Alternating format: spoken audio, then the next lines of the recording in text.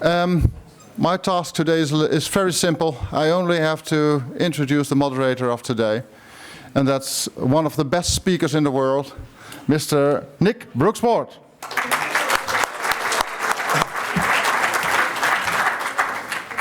Good luck. Thank you very much, Mr. President. It is wonderful to be here, but also with speaking. We are also at H-Power organisers of 7 top-level events on behalf of the FEI.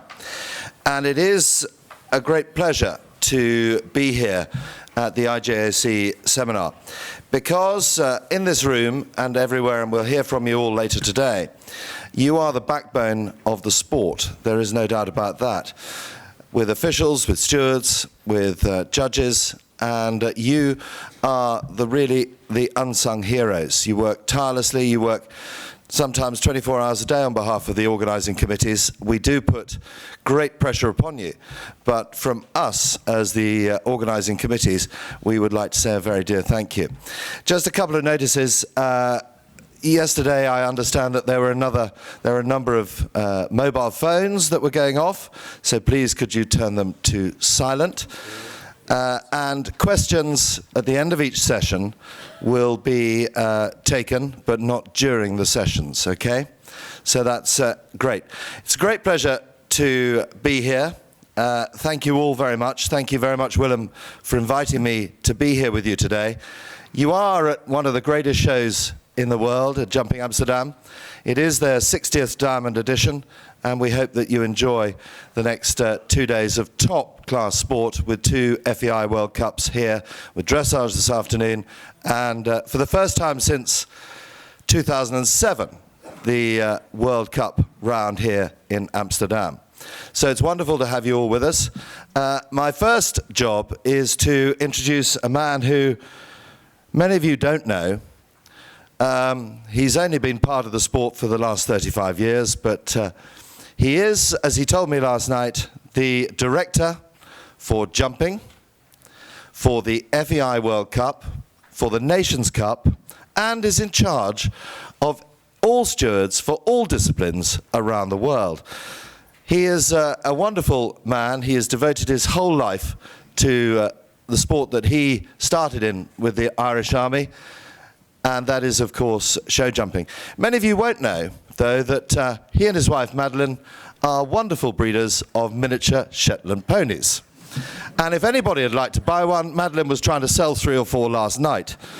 So you can take them home in your hand luggage, and he would be delighted to sell them, because, as he says, they do damage to my lawns. Anyway, it gives me great pleasure to introduce the wonderful, the one and only, Captain John Roche of the FEI.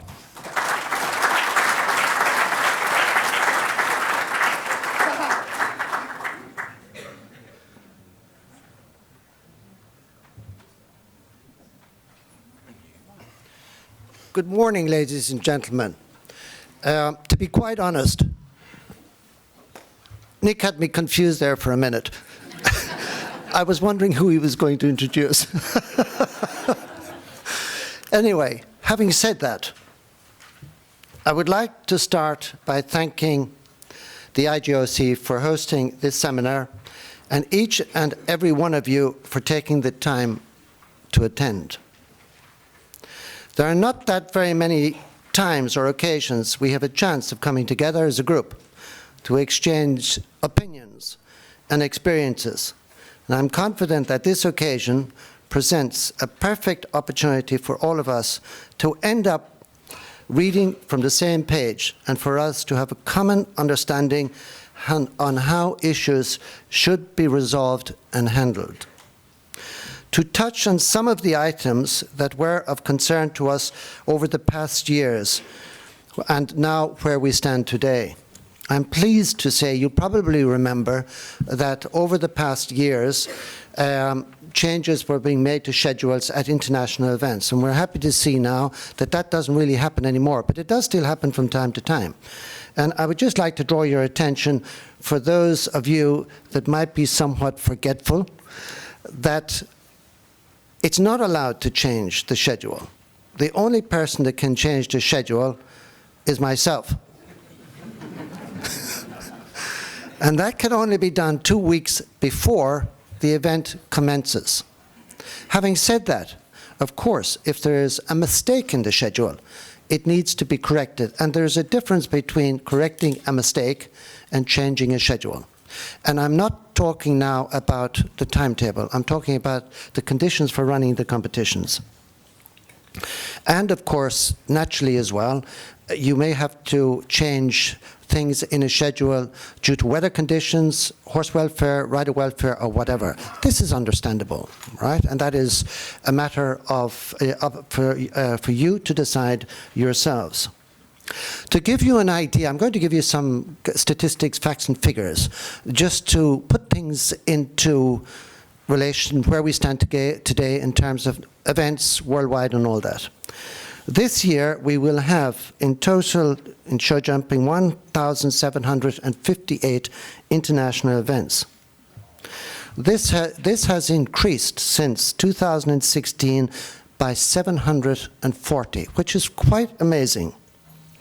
And these 1,758 events will be held at 705 venues, because, as you all know, we have many different categories organized. Like, for example, you have the young horses, the CSI 1 star, 2 stars with 5 stars and all that kind of thing. But that's quite amazing. And when I joined the FEI first, right, which is actually 32 years ago this year, there were 320 international jumping events.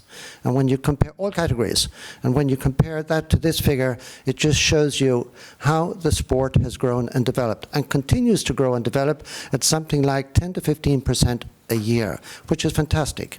And as you all probably know, right, that, and if you haven't, or if you don't know, you're going to know, that is the industry, excluding racing and polo, that is, for show jumping, FEI disciplines and riding for leisure, has an economic impact on European economies annually of 100 billion euro. This is not a small industry. It is enormous, but it's an industry that it's not totally transparent because there are a lot of businesses feeding in. But it has a huge economic impact on countries worldwide. It is 300 billion. So if you get an opportunity to tell your governments, please preach the gospel, because it's important. A lot of them don't understand that.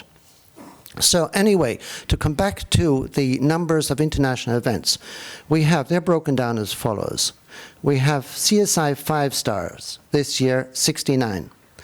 CSIO 5 stars, we have 18. CSI 4 stars, 67. 2 stars, 338. 1 star, we have 435, and then juniors and CSIO juniors and CSI juniors, we have 54, young riders 40, children 72, amateur A 77, amateur B 33, CSIOs from 1 to 4 star events, we have 9. We had also last year worldwide, if I can get my pieces of paper together. Worldwide, course-wise, we had 42 courses, and they were scattered all over the world between course designers, judges, refresher seminars, and whatever, which I suppose in reality is not an awful lot if you look at the world, and if you look at the number of officials we have. Appointments this year, for example, CSI foreign judges. Numbers, right? Appointments, we have made 353 appointments just for CSIs, foreign judges. Then foreign stewards, 78. And then we have the various officials that officiate at championships and games. We have, for example, last year, foreign judges' reports. We received 624. They all need to be followed up, every single one of them. And which is regrettable, there is still 42 outstanding. And this is something I really would like to draw your attention to. We actually lose a lot of time following this up and asking you to send your reports and all that kind of thing to the FEI. So if we don't receive a report from you, please don't be surprised if we don't appoint you. It's very simple. One hand washes the other, right? Then we have also chief stewards. We received last year 564 reports. Of those, 71 are outstanding. And foreign stewards reports, last year we received 73, and of those 73, there are only 3 outstanding. So we had last year, in addition to that, and I just remind you of this because we really need your cooperation. We're a team. We work together, right? Without your support and help, we can't actually service the sport. And we're a service organization at the end of the day. We're there for you, we're there for the riders, we're there for the national federations. Riders and horses registered with the FEI last year. We had jumping riders, 21,737 riders registered, competing in international competition. Horses, we had 47,775. So that'll kind of put things into perspective. It's quite amazing. Then, of course, we've had now for the past number of years as well, the FEI Sports Forum. The FEI Sports Forum will take place in Lausanne this year from the 15th to the 16th of April. And as I mentioned in 2017, foreign judges need to make, in general, a more thorough inspection of the facilities. And I refer in particular to the stables and stable security. And it may not appear to be important to you, but it is to the riders. Because, for example, if people that are not accredited get into the stables and they give a horse chocolate or whatever, that horse is going to test positive. Or maybe they give them something else. Or maybe the individual is ill and is on medication. Horse tests positive. And that rider is banned for God knows how long, and there's very little recourse. He's definitely going to lose any prize money he's won at the event. So it's so important, stable security. For organizers, it may appear to be a hassle, right? But we're only protecting our actors. And it's your responsibility to make sure that the protection is in place. And if it's not in place, then you report it to us, and we will follow it up with the organizing committees. We have a number of organizing committees that are somewhat reluctant to cooperate. So we're going to put pressure on them, because at the end of the day, either they cooperate or they organize national events. It's very simple. They're in or they're out. There are no 2 measures as far as this is concerned. Now, this is of interest, and it relates to the FEI directory. We have 792 judges in our FEI directory, jumping. Of those 792, 315 have not attended a refresher course in the past 4 years, which is pretty not good. So, and in addition to that, we have 170 that have not attended a refresher course and that haven't been active within the past 4 years. So just to put things in perspective, of those 792, so we're almost talking about half the list haven't attended a refresher course in the past 4 years. And you all know, I mean, and Stefan will explain to you later all the rule changes. I mean, there have been a huge number of rule changes over the past couple of years. And Stefan will touch on that. And I mean, if the judges are not attending refresher courses and are not reading the rule book, where are we going? Not good. Yes. Carson, you're welcome.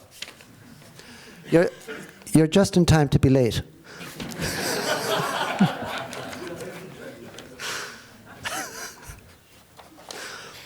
So, And by the way, we have, I told you, the 170 that are completely inactive over the past 4 years. And they're broken down as follows. We have 19 from Africa, 61 from America, 48 from Asia, 38 from Europe, and 4 from Oceania, which is a lot. Then we go to stewards. We have on our list directory at the moment, we have 1,531 stewards. Of those, 592 have not attended a refresher course in the past 4 years.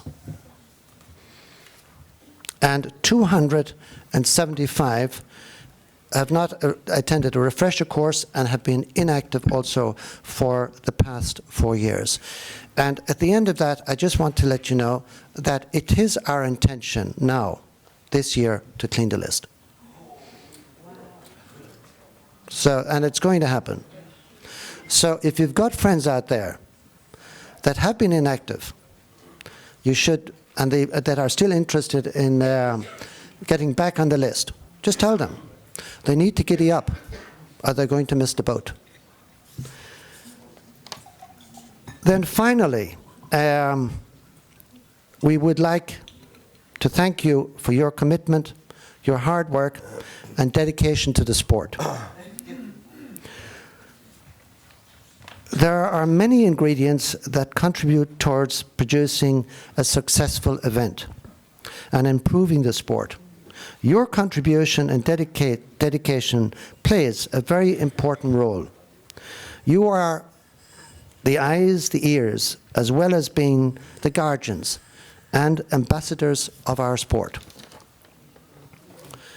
And having said that, I also have to say that during the course of the year, a number of very, very strange decisions taken by officials at events are drawn to my attention. I'm not going to go into any detail, but I suppose it may have something to do with people not attending courses or refresher courses or whatever. But, and that's something as well. I mean, you really need to apply the rules as they are written and not put your own interpretation on the rules, if you should do that. And in relation to all this as well, of course, the FEI representative at every international event where there is a foreign judge is the foreign judge.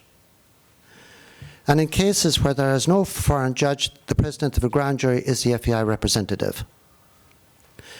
And it is this FEI representative that, in accordance with the FEI general regulations, that has the right to take decisions as far as the interpretation of the general regulations, the statutes, and the sporting rules are concerned. And it is not the grand jury president has no right alone to take decisions without having consultation with the foreign judge and without them being in agreement. That's why we have a foreign judge.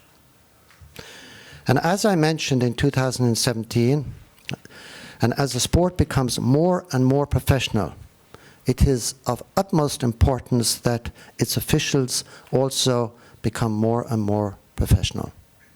And having said all that, I take this opportunity to thank you once again for your contribution to the sport that makes all this possible. Thank you.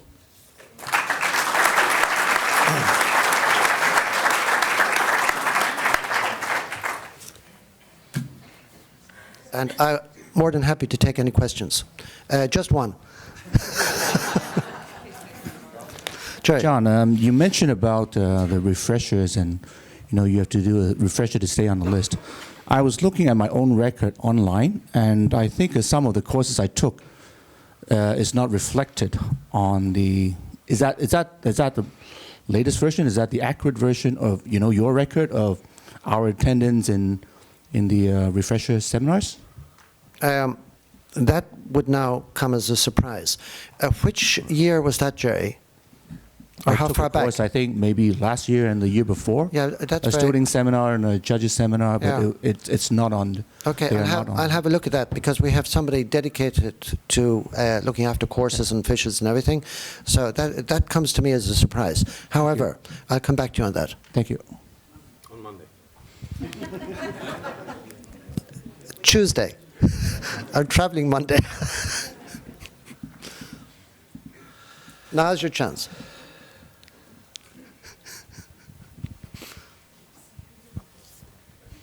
Thank you. I'm Ralph from Germany, and I'm talking from a good. I have a good progress because I'm from Germany and from Europe, and especially with the refreshers and the people. They are not in charge the last 4 years. I must I must say, they are really poor because they are in Asia, they are in South Africa, they are in South America.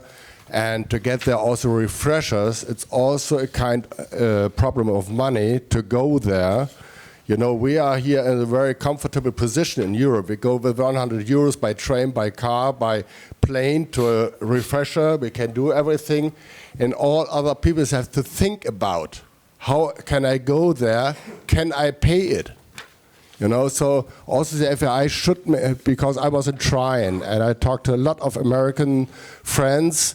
They are even not in other disciplines had any chance to get a refresher course or to develop, except they go to Japan, they go to Germany, they go to France, anywhere. So I think also the FEI should be aware of the problems other people have. We are here really comfortable in Europe. Thank you very much. I'll hand that over to the chair of the jumping committee. First of all, good morning, everybody. They call it passing the book. Yeah, and in this case, I'm more or less talking to you as Course Director General for jumping judges. And I guess I can also talk on behalf of the Course Director General, who is responsible for the stewards. Yes, I see that point, and you have a very valid point. However, it always takes two. The one thing is that we need federations who are open to host refresher courses. So it's not that we host them. We need a federation, or let's say an organization which is representing a region like the European Equestrian Federation, and there is also an Asian one and an American one and so on. So we have to rely that they organize these courses. However, I can say already now, nothing has been confirmed, and that's why it's not really on the website. But what is in the pipeline at the moment is, in Europe, there most likely will be refresher courses. There will be one in Poland. There will be one in Madrid. We are planning to do a refresher course somewhere in North America with the USEF. I have just been approached by South Korea to do a refresher this year. So we are more or less, at least for 2019, we are covering bigger parts of the world now. Last year I was in Japan. Last year I was in Australia to do refresher courses. So if we really take what has happened in 18 and will happen in 19, we can say, at least for the jumping judges, we are covering more or less the whole world. And there was something in South America as well, by the way. So I see the point that it's easier for people in Western Europe to go to a refresher course. However, it's not really an excuse for people from other continents to say there is nothing happening here. We haven't done anything for a couple of years, but at the moment we are really active worldwide.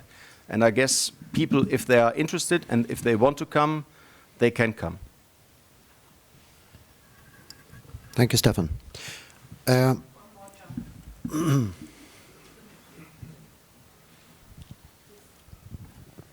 Hello, I'm Glenn Maas from Belgium. Can we not start using FEI Campus or other online tools for specifically refresher seminars? Officially then?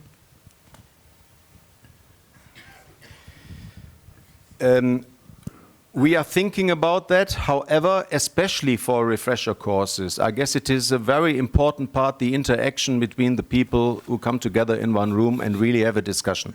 So to do that online is an option. If we are really not able to do that at the end of the world, at the North Pole or somewhere, then maybe we should think about that. But the normal refresher, in my humble opinion, should be that there is a course director sitting together with a group of people, which shouldn't be that big. This thing here is a completely exception, because usually the participants in a refresher are limited to something like 15 people, because then there is really a good interaction between the course director, or the seminar director in this case, and the participants. And to do that online is possible now, I'm aware of it, but it's simply not the same. And there are so many things which are happening in between, and you leave the classroom and you still are in discussions and so on. So it is the better way to do that really in a face-to-face thing with participants and the course director.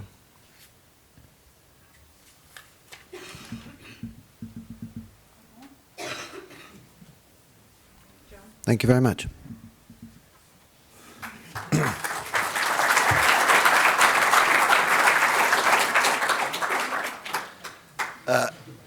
Thank you very much, John. And please, if anybody wants to buy a miniature Shetland pony, he's your man. And I was delighted to hear that there are going to be 300 officials taken off the list. Because of Brexit, does that mean Great Britain is out of it, John? That's what I'd sort of quite like to know.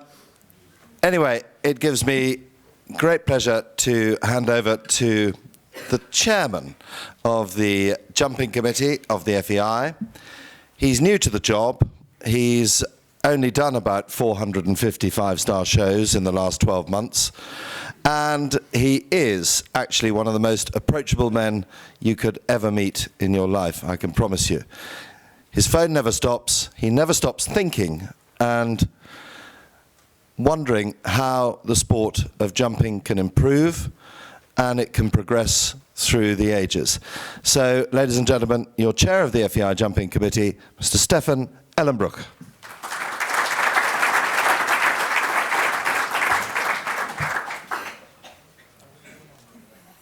That was actually quite nice, wasn't it? Thank you very much, Nicholas. I didn't expect that, to be honest, so I'm as surprised as John was before. And yeah, what can I say? It's better. Sometimes it's better to be quiet. And as I'm talking too much anyway, at that moment, I thank you very much for that kind introduction. Yesterday we started to talk about some movies. The IJOC president mentioned a certain movie, and the title is much too long that I can repeat that here again. And I was into Inspector Clouseau. My movie for today is a little bit Groundhog Day, because this is happening in my life again and again, that at a certain time I wake up and I have to do the rules presentation, and it's more or less, it's always repeating itself. So welcome to my personal Groundhog Day, if you know what I'm talking about. Yeah, first of all, I really would like to welcome you again on behalf of the FEI.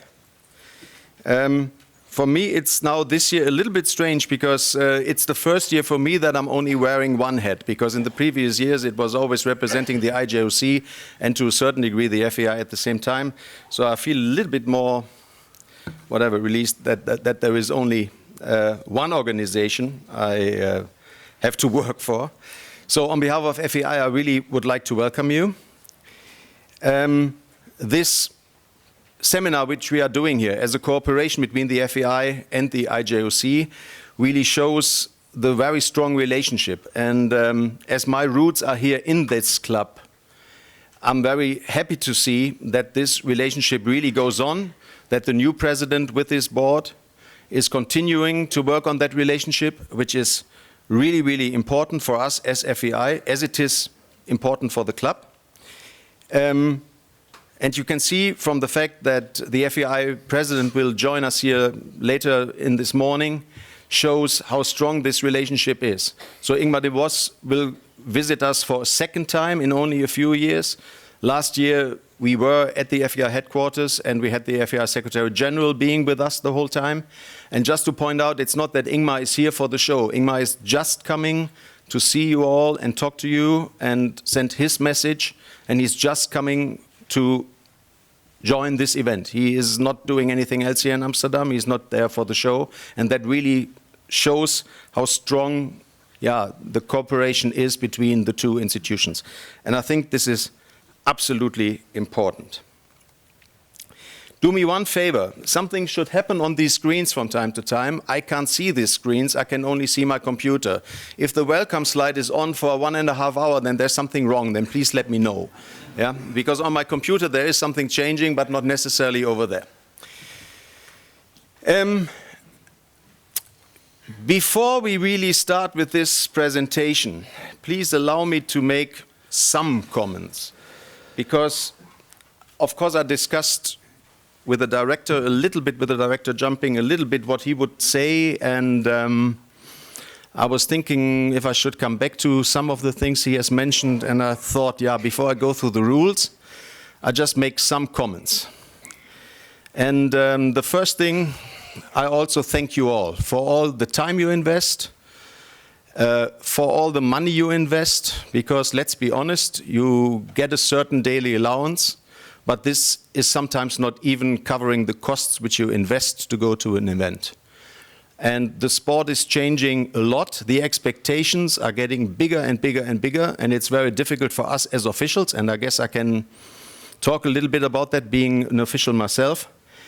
The expectations are going bigger and bigger and bigger, and the pressure is getting bigger and bigger and bigger. The prize money is getting higher and higher and higher.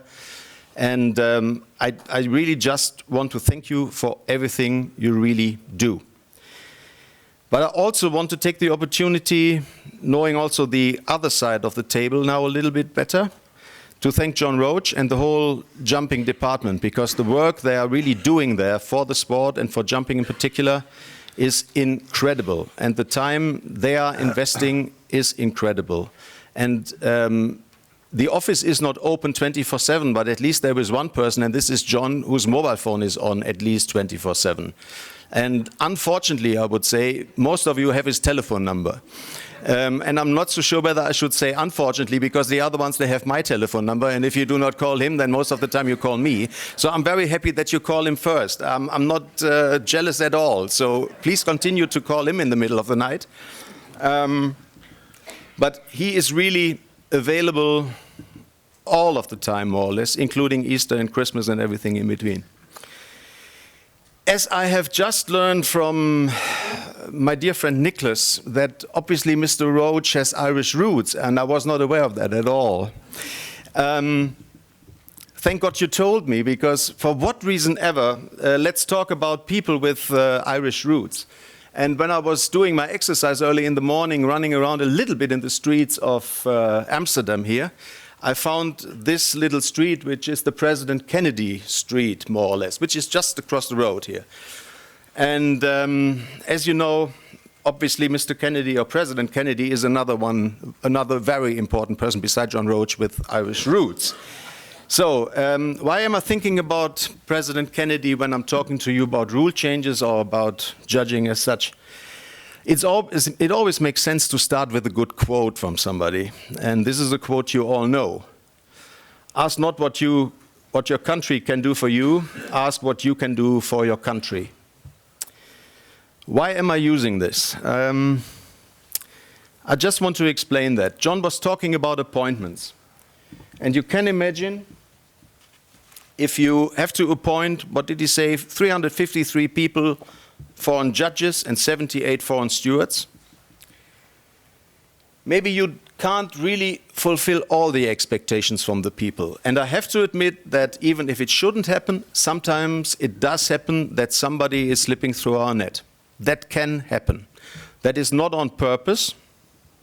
This is because it's simply very difficult to do this job. In the meantime, there are really several people in the jumping department working on that, to make it transparent and to make it good for the sport. And that's why I put on this slide. Because my experience now, being the chair for 1 year, is, and I guess John could tell about the same quotes I'm just showing you now, we are receiving lots of emails and lots of requests, and some of them are like this. Could you please appoint me to this event? It's such a nice place. thank you for reminding us that some shows are very nice. I have to say that we are aware of it. Yeah, there are some shows which are super, super nice, and everybody wants to go there. You will understand, not each and everyone can go at the same time to Hickstead, to Aachen, to Dublin, to all the five-star shows, and so on and so on. It's very difficult to do this. Another quote, could you please appoint me for a CSI or five-star? I want to get more experience. Sorry, this is not the purpose of an appointment. We do not appoint you to shows that you get more experience. I want to be very clear on that. When we appoint you to a high-level show, we expect from you that you have the experience because, as John explained earlier, you are the person responsible to solve the problems. And you are not there to be on a learning curve. We all learn each and every day. And every time I go to a show, I learn. But it is not the purpose of appointing you to a show that you get experience. Simple as that. If you want to get experience, and if you want to judge more, then the exchange program might be something for you. But it's not the point that you will be appointed for a show. You might not really like this, but that's the way it is. We expect from you that you are ready to do the job and that you are not learn on the job. Last quote I wanted to mention is, I got only 3 appointments this year, and only one of them is a CSI 5-star. Yeah, I understand that as well. First of all, if you really got 3 appointments, and these are really quotes word by word, it's not that I'm playing with something. If you really got 3 appointments, I guess then you are pretty high up that you got 3. Because we try to give 1 or 2, and some people get 3. And I'm talking about the normal appointments, and the championships and games are not included in that. So we are trying to do this, and if you really got 3, then you got already something. The reason that we appoint you as well to 3- and 4-star shows is because we believe that you can add something to this specific show. Because maybe you know the mentality of the people, or you speak a language of a region, because not everywhere people speak proper English. So sometimes it's important for us that you do something for the sport, and we think that you are the right person for this show, even if it's not a 5-star show. It makes sense for us, because this is something what you can do for your country, or should I say for the FEI, or even better to say what you can do for the sport. So the main purpose is not necessarily to make you happy when you are appointed. We try our best to be fair with this. We try our very best to be transparent. And of course, I hear again and again very interesting stories about how people think appointments are made. And I can say, as I have a little bit background information now, that this is definitely not the case. So please bear that a little bit in mind when it comes to appointments.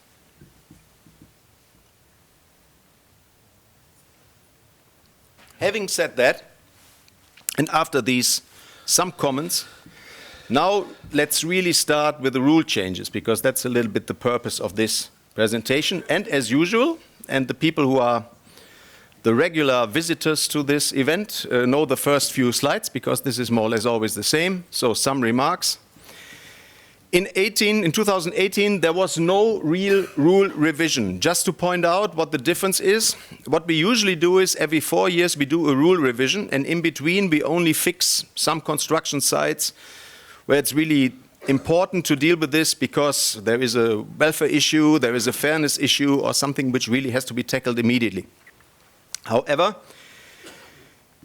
the situation today is simple as that as soon as we have finished this event here, John and I will start the preparation for the in-person meeting of the jumping committee in March.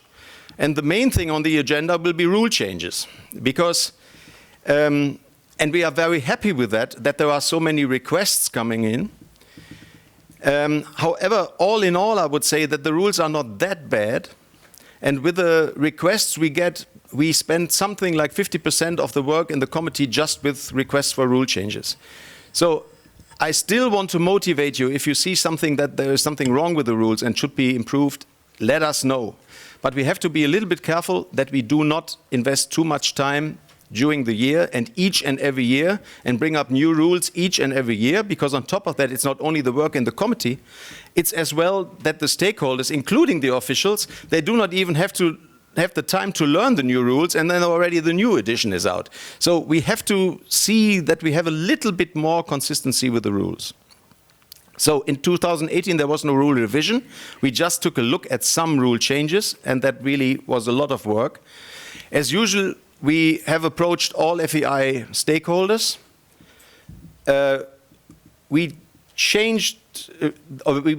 discussed all these changes in the FEI Jumping Committee. Then once again, we send it out to the stakeholders, we get their feedback again, and finally, then the final version has been approved at the FEI General Assembly in Manama in Bahrain in November 2018.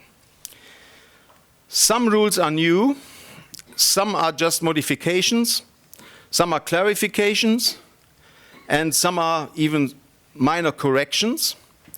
What I'm doing here in this presentation, I'm focusing really only on the most important rule changes. So still you have to do some homework. I simply can't discuss each and every comma and full stop with you, because even if we change a comma, it's a rule change, like it or not. It's a little bit bureaucracy. So we are concentrating on the major things.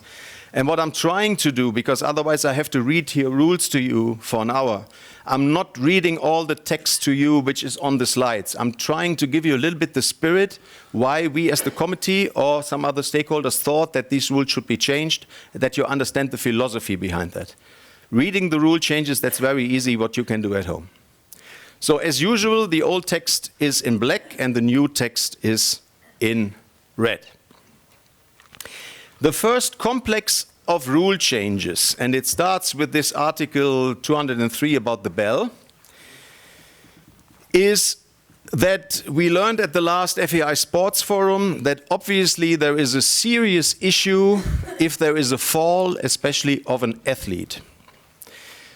Okay, an athlete falls off for what reason ever, and in most of the cases the athlete is getting up and he's trying to get rid of the dust and the dirt and everything is fine. In most of the cases it is like that, but in a lot of cases it looks like that. And the key word here is concussion, that people really might have a problem which is resulting in that fall, and that they have a problem with their brain later on. And this is more serious than we ever thought, and we got some research, or we did some research, and we got some really good data in now that we really see that this is an issue. Based on that, we have decided that if an athlete has a fall in any case before he can compete, he has to see the medical service team at the event. It can be the paramedics, it can be a doctor, whatever. I will show you in a second on one of the slides the text, and this text comes up again and again in some of these rules.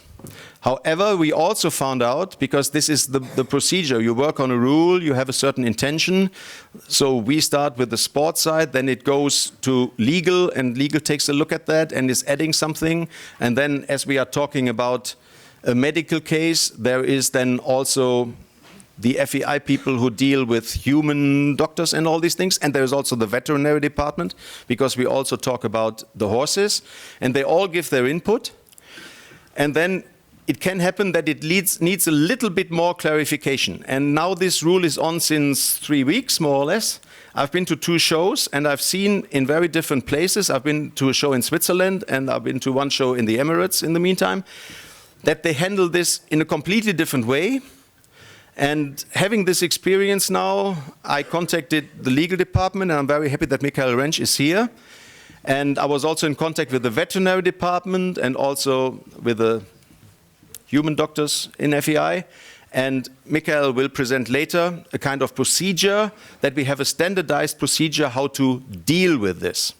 So what I'm trying to explain to you now is what the rule is.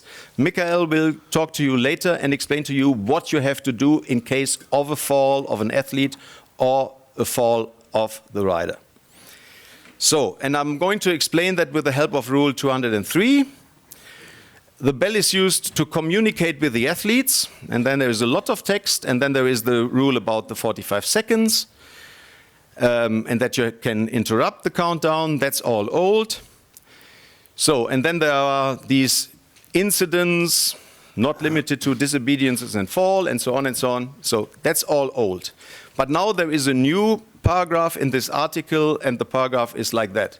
So the bell is still used to communicate with the athlete. However, in the event of a fall of an athlete and/or horse, at any time from the moment the athlete-horse combination enters the competition arena, up until the moment they cross the starting line in the correct direction, whether or not the signal to start has been given, the combination will not be permitted to start in the round or competition in question, and the bell must be rung accordingly.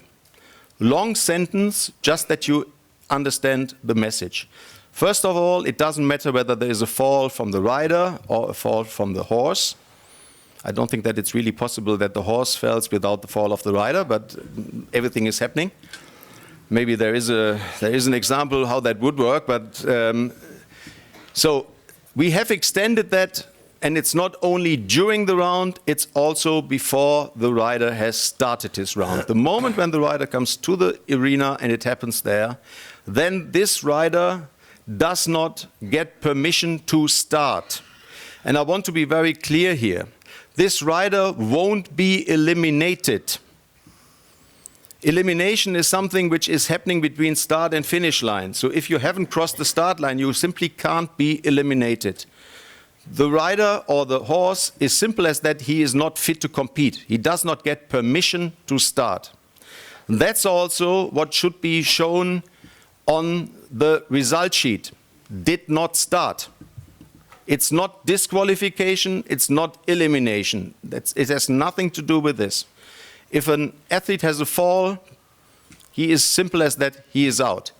If it would happen during the competition, between start and finish line, then he is eliminated, as we always did. But it would happen before the start line, then he does not have the permission to start. That's something, legally this is something completely different. And please take care of that. There was the question coming up, why do we have to ring the bell then? Because to ring the bell would be the signal that the rider is eliminated. Yeah, I see this point, but if you go down that article, there is a sentence number 3, to stop an athlete for any reason. So, and what you do there is you stop the athlete for any reason, because the any reason in this case is the fall. So in this case you have to ring the bell, because how do you want to communicate to the rider that he's not allowed to start if you do not ring the bell? So if you ring the bell, then this is not the signal that the athlete has been eliminated. It is the signal that he's not allowed to compete. Is that clear so far? That's good. By the way, I would appreciate, sorry to contradict Mr. Brooks-Ward a little bit. As a matter of fact, it is a pleasure to do that. No, if you should have any questions related to a certain rule, it's easier for me to answer that immediately than coming back to that an hour later. Jerry. Just to clarify, the rider doesn't get to start even if, he got a clearance from the medical team, within, the time of that class. It doesn't get a late starting. For that class, it's a no. Okay. Simple as that. Right. Yeah, he can come back for the next class if he has entered a horse for the next class. The same applies for the horse. But for this, it's simply no. The reason for that is very easy. If you are one of the first starters, the likelihood that you get an okay from the doctors is pretty big. If you are the second last starter, you will never get this in time. So it would be a big disadvantage to be at the end of the start list. So it has to be the same for everybody. And that's why we say it's tough luck. You have a fall, then you're out for the competition. Take a deep breath, life goes on. And the next competition you are on again. But not in this competition. As long as it happens in the arena. Angers.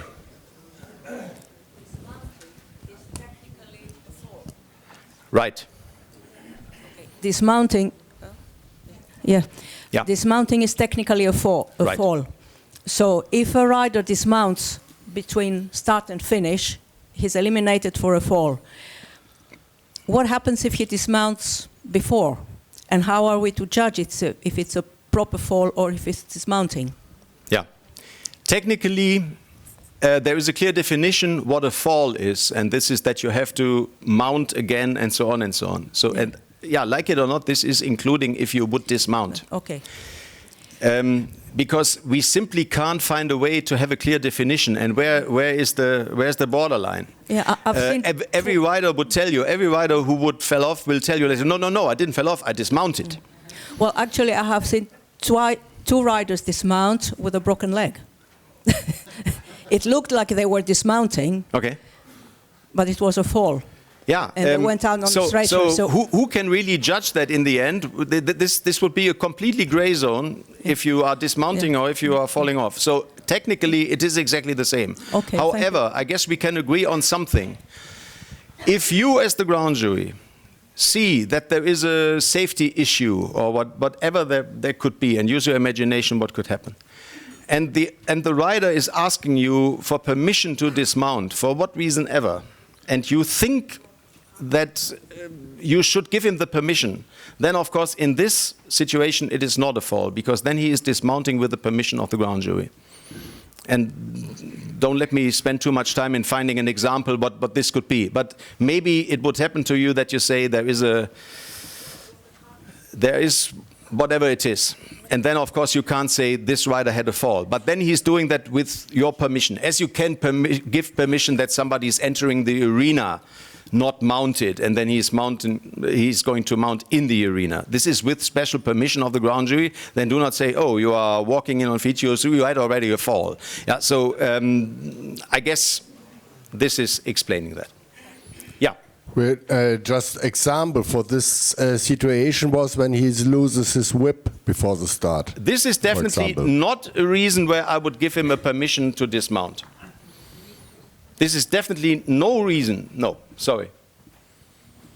No, this is not a safety thing. If he is not able to carry his whip, that's his problem.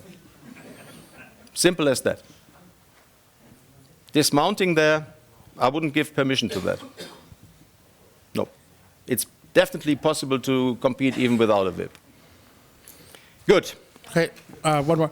Yeah, Lauren one more Roberts. question, and then I really have to move on. Hey, Lauren Roberts in Canada.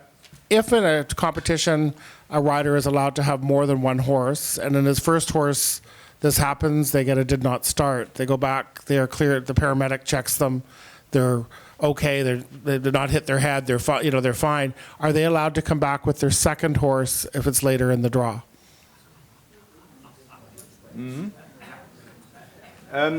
Let me click to one or two more slides, and then I guess we will answer that question. And if not, then you have to remind me. John, do you know that by heart? Otherwise, I really have to see. We'll have to look at that. I mean, I guess there is an answer for that. Give me a second. We come back to that. Good question. Good. We have more or less the same procedure again and again and again. It is always the same question again and again.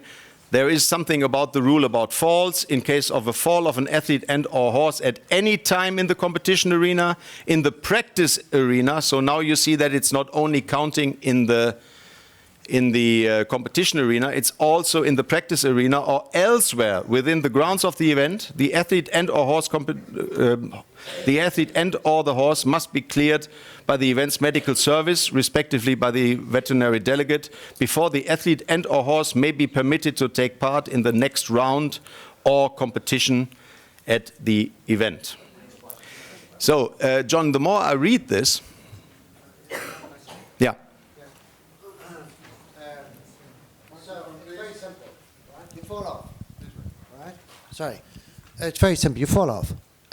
In order to be allowed to ride again, you need the medic needs to see you, right? And the medic says, if you're okay, the medic will say there are no physical signs why this rider should not continue or whatever.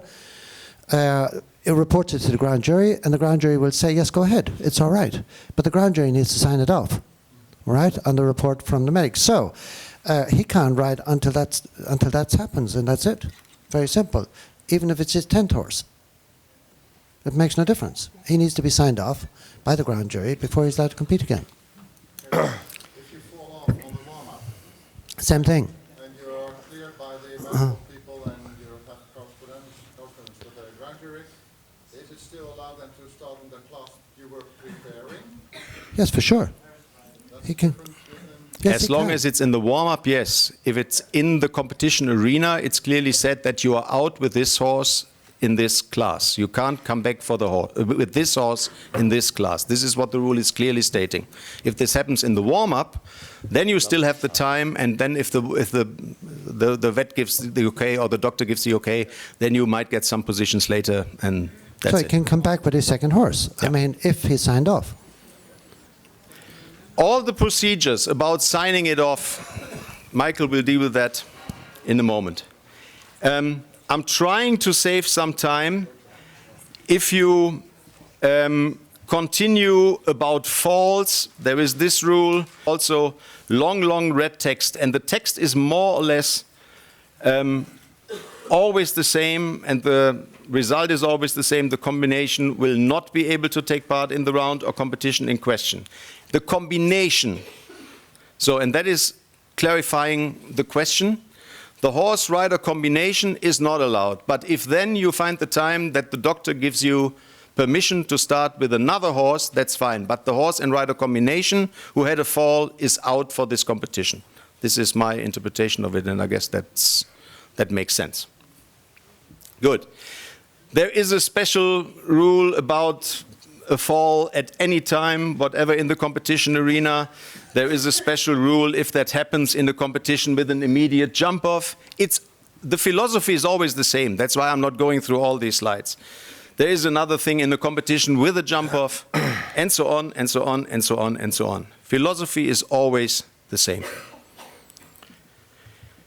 For something completely different, Table C, we haven't really changed a lot. This is more a clarification than it is a modification. You know that usually you give 4 seconds for a pole down, and then we had that rule since last year that it could be 3 seconds or even 2 seconds under certain conditions. And we found out that we were not clear enough with the rule, especially when we talk about competitions where you can only get 2 seconds per pole. And in this case, height of the obstacle is 1.50 meters. Then if it is mentioned in the schedule, and only then, it might be only 2 seconds. However, we saw that in reality, there were a lot of course designers who on paper had to build a 1.50 meter course. And then as it is a Table C competition, it was more or less a 1.40 meter course. And then this becomes a flat race. Simple as that. And to avoid that, there is one clarification now, and this is the 2 seconds penalty may only be applied if at least 50% of the obstacles on the course have a height of 1.50 meter. If there are fewer than 50% of the obstacles at 1.50 meter, the 3 or 4 seconds penalty must be applied. So even if it is approved in the schedule that it's 2 seconds, if you then see that the course designer is not putting up minimum of 50% of the fences to 1.50 meter, we all agree that in the 1.50 meter class, not all of the fences have to be 1.50 meter.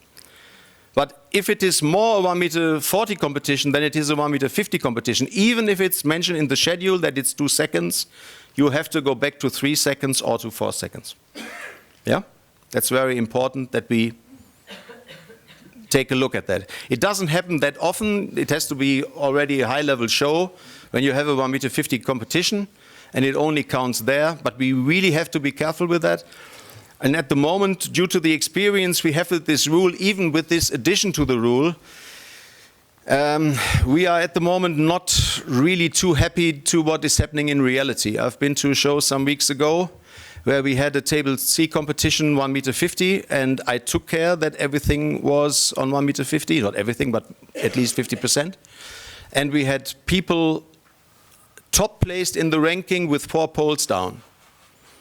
Because these 2 seconds you add is motivating riders to take a much bigger risk, and they are really chasing through the course, and the poles are flying, and if this is then 1.50 meter, the pictures are not really the way we like them to be. So we will take another look at that if for the 2019 rules we keep the rule as such, or we go back to whatever we go back to. It's a little sad that this is happening because some organizers have that already since long time, and they are really doing their best to have a very good competition format. But then sometimes in reality, it shows that other people do it in a different way, and you are always punishing the wrong ones. I'm saying nothing. You learn from me. I know. Yeah. That's good. Eliminations. Yeah, there are a lot of things about eliminations. One thing we had to add, and you might remember that we did that with disqualification already some years ago, because we found out that disqualification can also be retroactive. Now, as we have changed the blood rule, and now blood would lead to elimination, and this would also be retroactive then, we had to add this sentence to the elimination rule. Elimination may also be retroactive. So it is possible. I said in the beginning, elimination is only possible between start and finish line, but now it is also possible after the rider has finished his round, you can still eliminate him, and the best example is if there is blood on a horse. You would eliminate the rider retroactively. So this rule is making it clear that it's possible. You know all these reasons why riders could be eliminated. However, we found out that we were a little bit on thin ice with things we did in the past because there was not really a clear rule. And I can remember, and I'm looking at Angèle, that we had that discussion years ago, what you do if a rider is competing with wrong boots, what the result of that would be. And we said, spontaneously, John and I, we said that, yeah, of course you eliminate the rider. And you said, where is it written? And as a matter of fact, yeah, we always did that. But it was not really mentioned somewhere. So now there is a new reason for elimination, which is point 21. Non-compliance with the rules relating to saddlery and equipment. And then there are the article numbers about that. We come to that a little later. That's also a reason to be eliminated. So if somebody should compete with wrong tech, and after I had a very nice discussion with the Jumping Riders Club some weeks ago, where I heard that it's our responsibility that they compete with the right tech, well, to a certain degree, of course, if you are stewarding somewhere or if you are officiating somewhere and you see in the warm-up that a competitor is competing or is warming the horse up with wrong tech, then I expect from you all that you talk to the rider immediately and that you do not wait till the rider comes back from the competition arena and then say, oh, unfortunately, you took the wrong boots. That is, of course, not a procedure we are looking for. So prevent and help. So if you see, and this is very important, we come to the hind boot rules in a second. It's now, at the moment, it's very important because people really have to learn that there are new rules about tech. It would be nice, and in an ideal world, on the 1st of January, everybody would be aware about all the rules, and riders would know what they have to do. But this is not really reality. So at least now, at the moment, where everybody has to get used to the new rules, we have to really help them. However, the person responsible to make that also absolutely clear is the athlete, and it's not the steward at the warm-up. So if somebody is slipping through your net with wrong tech and the rider comes out and the horse is wearing wrong boots, he has to be eliminated by the ground jury. Not by the stewards, by the way, by the ground jury. So, and this is now also very clear in the rules.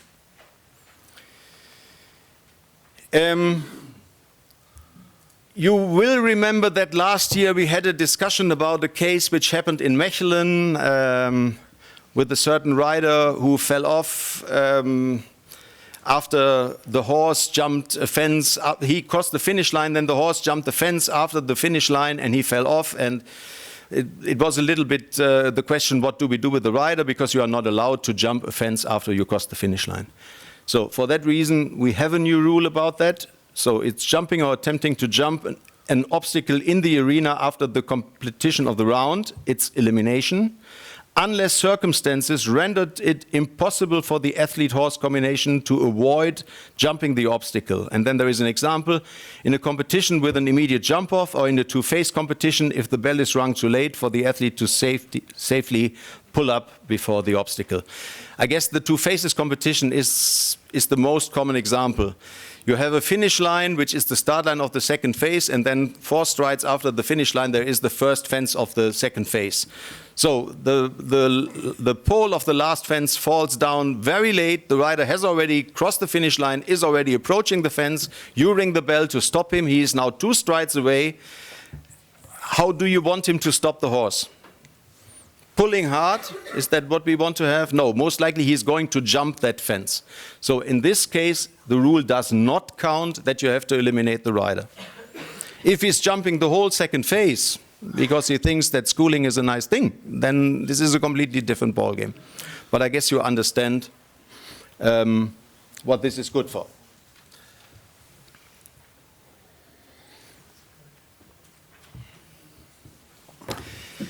There is another rule change, which is a little bit the change of a philosophy we had over years, and this is the rule about elimination or withdrawn from a jump-off or a second round.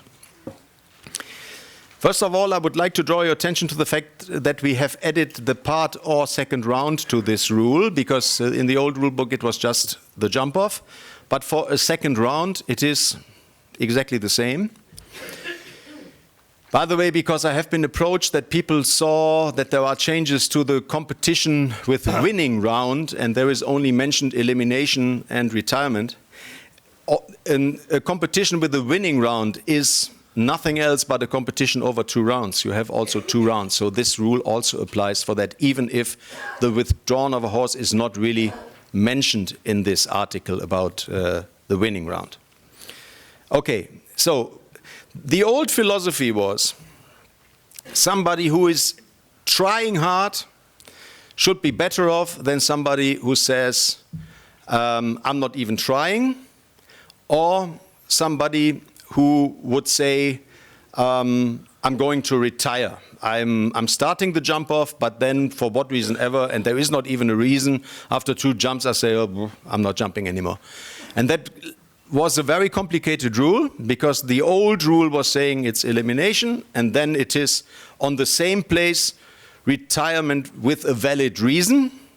And if you would decide that it's not a valid reason, if it's an invalid reason, then he would be placed on the same place as the one who has withdrawn.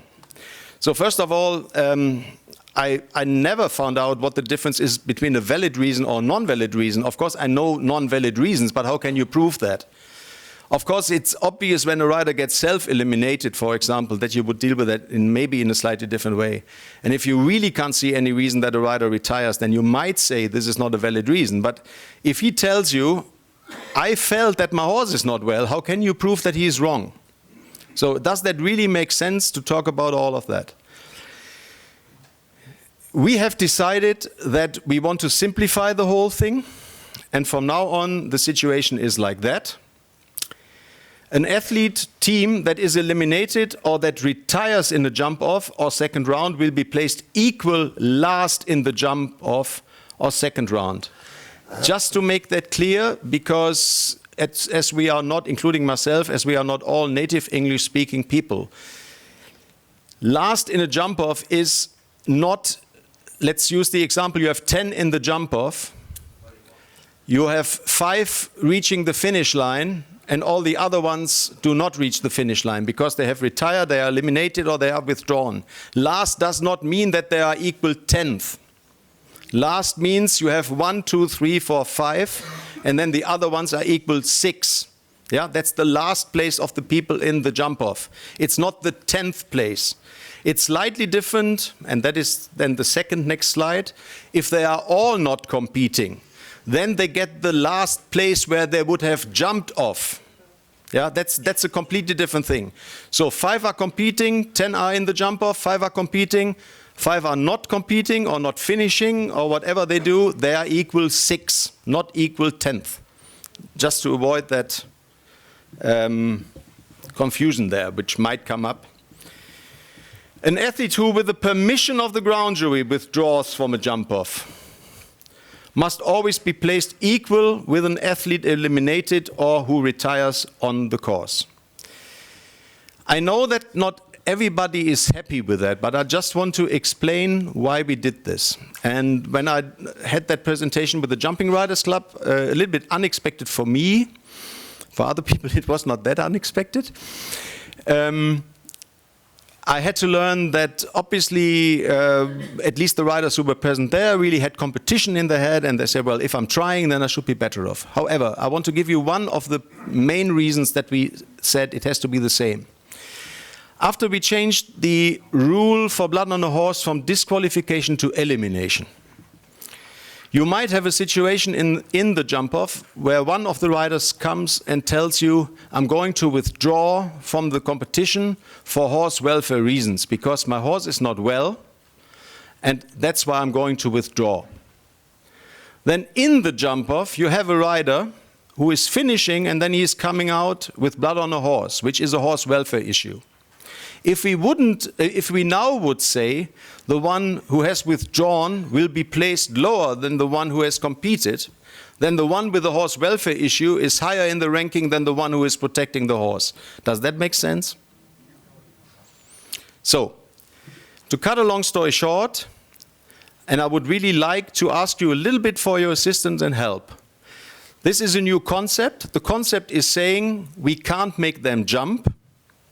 And also bear in mind that after we took out all the parts of self-elimination, retiring for non-valid reasons, this is all out.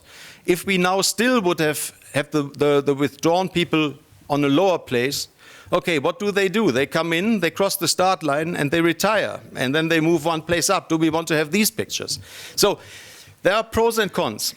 We know that we are touching a little bit new territory with this rule, and we have to see how that works in practice. So it would be very good to get a little bit feedback from you. If you would now see that you say some people are a little bit abusing this rule. If this is the case, then we might have a new look at that. There are reasons to be a little bit concerned about that. I understand that. But I also tried to give you a little bit reasons why I think, or even the jumping committee thought, that it would be good to keep it simple and to have it as it is. So we have to get a little bit experience with the rule. Let's see if this has any influence on qualifiers for Grand Prix or whatever. We always learn, and if there is any reason to go back to the point that we say at least we simplify eliminations and retirement, and we have another look at the withdrawn people, we might do this. But for the moment, it would be good if you would come with some feedback if that works in reality or not. Up to now, in the jump-off competitions I have judged since the beginning of the year, there was not an issue at all.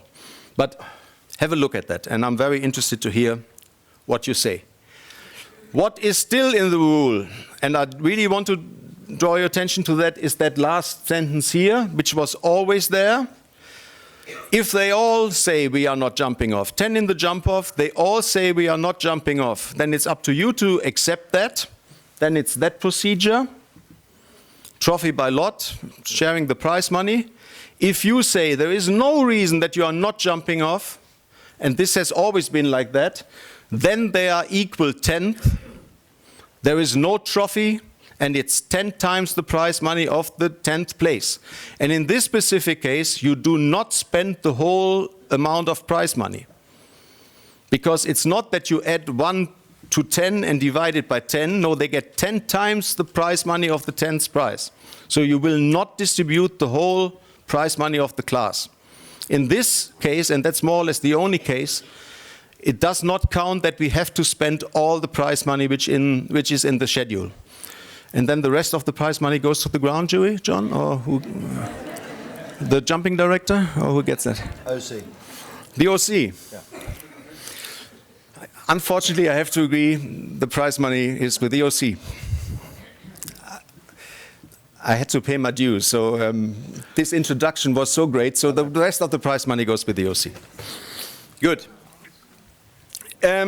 Moving on.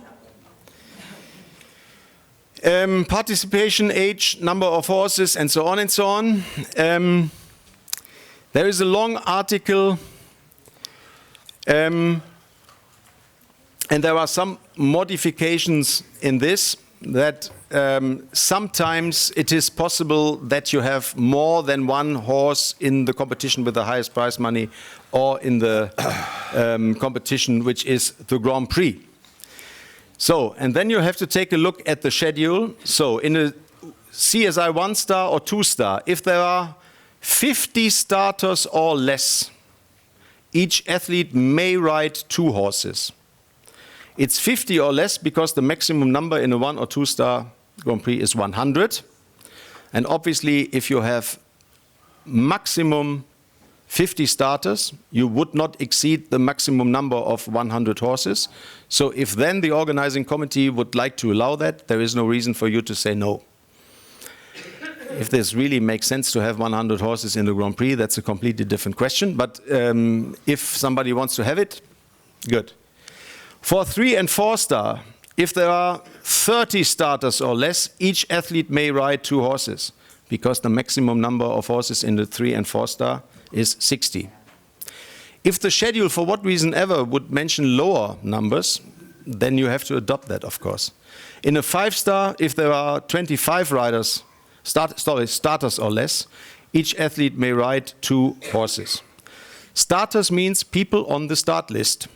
So people enter their horse, their 1 horse, then you find out that there are less than 25, then you can make the decision. That's the idea. And if there is not really a Grand Prix, then there is the competition with the highest prize money, and then more or less the same thing applies. Any questions about that? Yeah. If you have a 2-star with only 60, max 60 competitors in, should we then use the rule for the 3 stars? Again. Say again, please.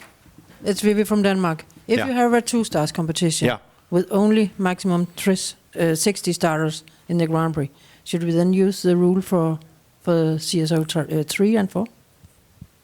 If you are in a 2-star and you have 60 starters on the list, then you can't have 2 horses, because then you might have 120 in the end, and that's too much. What is maybe the maximum in the schedule? You have a maximum of 60 starters in the schedule. Yeah. So, and then you have maximum 30 starters. But it's only for 3 and 4 stars there. It's not from the 2 stars. Yeah, but the rule is made for the maximum in general. Okay. So, John, would you agree? I'm organizing a 2-star competition, and I put in the schedule that I'm not open. That the Grand Prix has a qualifier, and only 40 people qualify for the Grand Prix. So, and then in the end, I have only 20 people who enter. Can I then allow them to compete with 2 horses? Yeah, only under the condition that it is stated in the schedule. Otherwise, it's not possible, because that's a change. Yeah.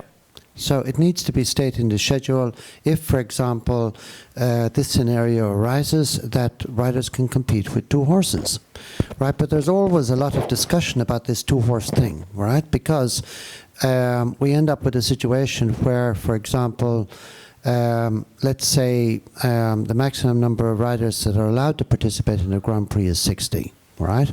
And you get suddenly 40 starters.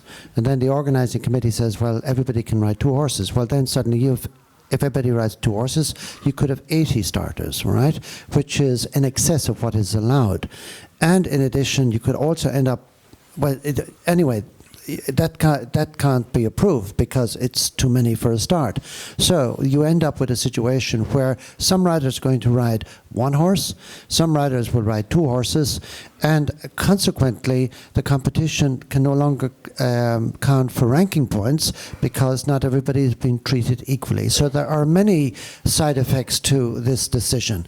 It has to be open for everybody to ride 2 horses. Right, and it has to be stated in the schedule. And for example, if if 60 are allowed in the competition, then if 30 or less declare to start, then you can allow everybody to ride 2 horses. Otherwise, it doesn't work.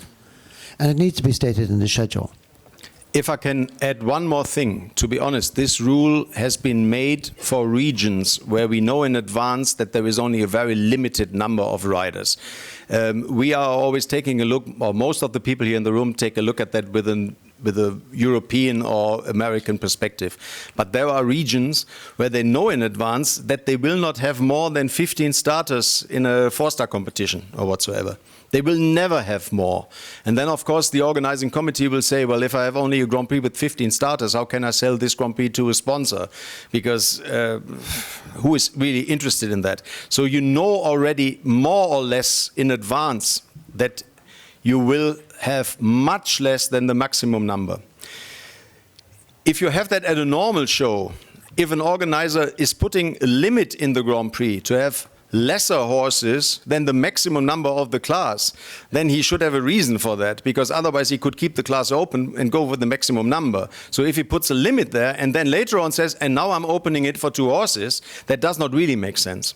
So in this specific case, we should really, as John just said, we should stick to that, because this would be a change. And every time you would change that, you have to be aware of one thing.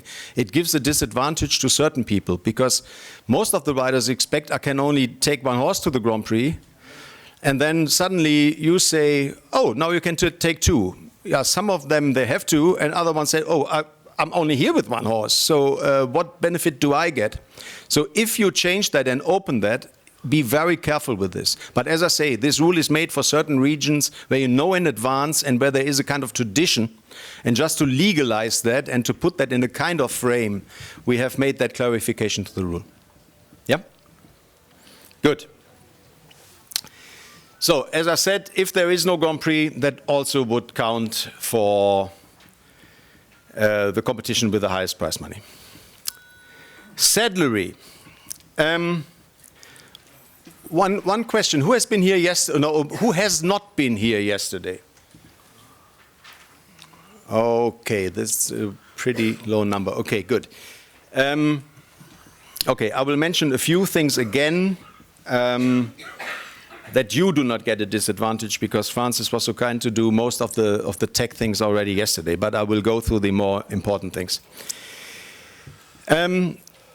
I'm mentioning the first things not because there were any changes, but just to remind you that we had some things about tech, because once again we are introducing something which is slightly new. So there is something about saddlery and in the competition arena, and if you go through the article, there is something about blinkers and fly masks, all the same, sheepskin, all the same.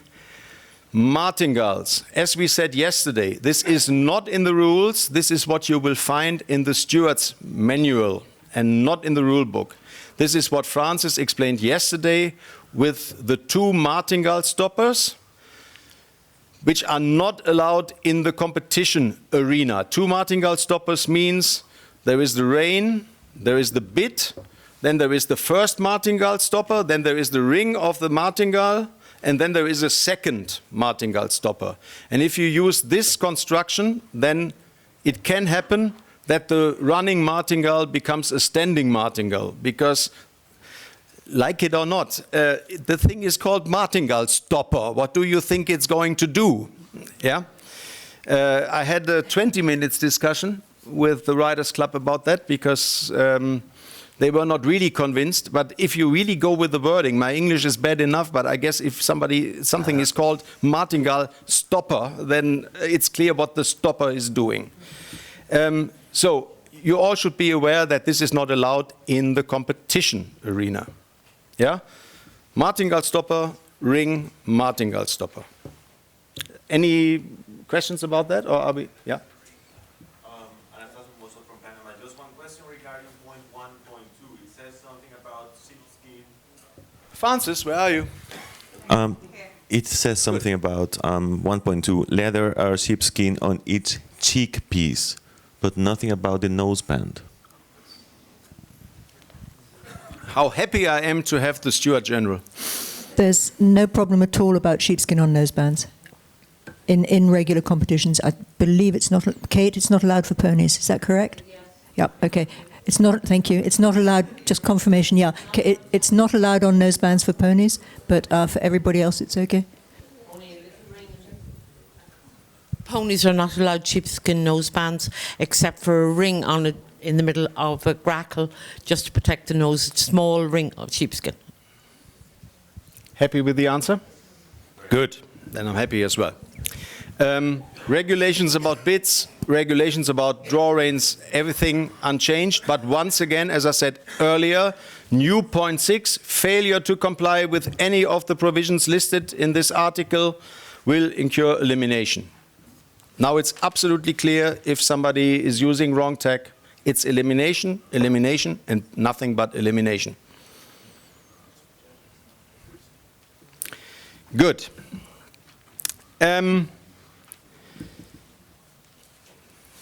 now it should move on. Yeah. Now we come to the point of the boots. And once again, there is a lot of text I could read to you, but I'm just trying to explain to you a little bit what we did in the committee. We had that hind boot rule for young horses, which we have already since lots of years, and it works perfectly well. However, we now got the mandate to work on a new rule for hind boots, which in 3 years will apply for all categories, age categories, all shows everywhere, and so on and so on. And you know that we have decided to do that in a 3-step thing. We start this year, we have a group next year, and then the seniors come in 2 years. The reason for that is, it is simple as that. We are really touching new territory here. We want to be very, very careful. We want to learn. We want to make some experience. And this is why we start this year with one category. The idea is, if that rule works 100% very well, we take that next year for the next category and in 2 years for the remaining categories.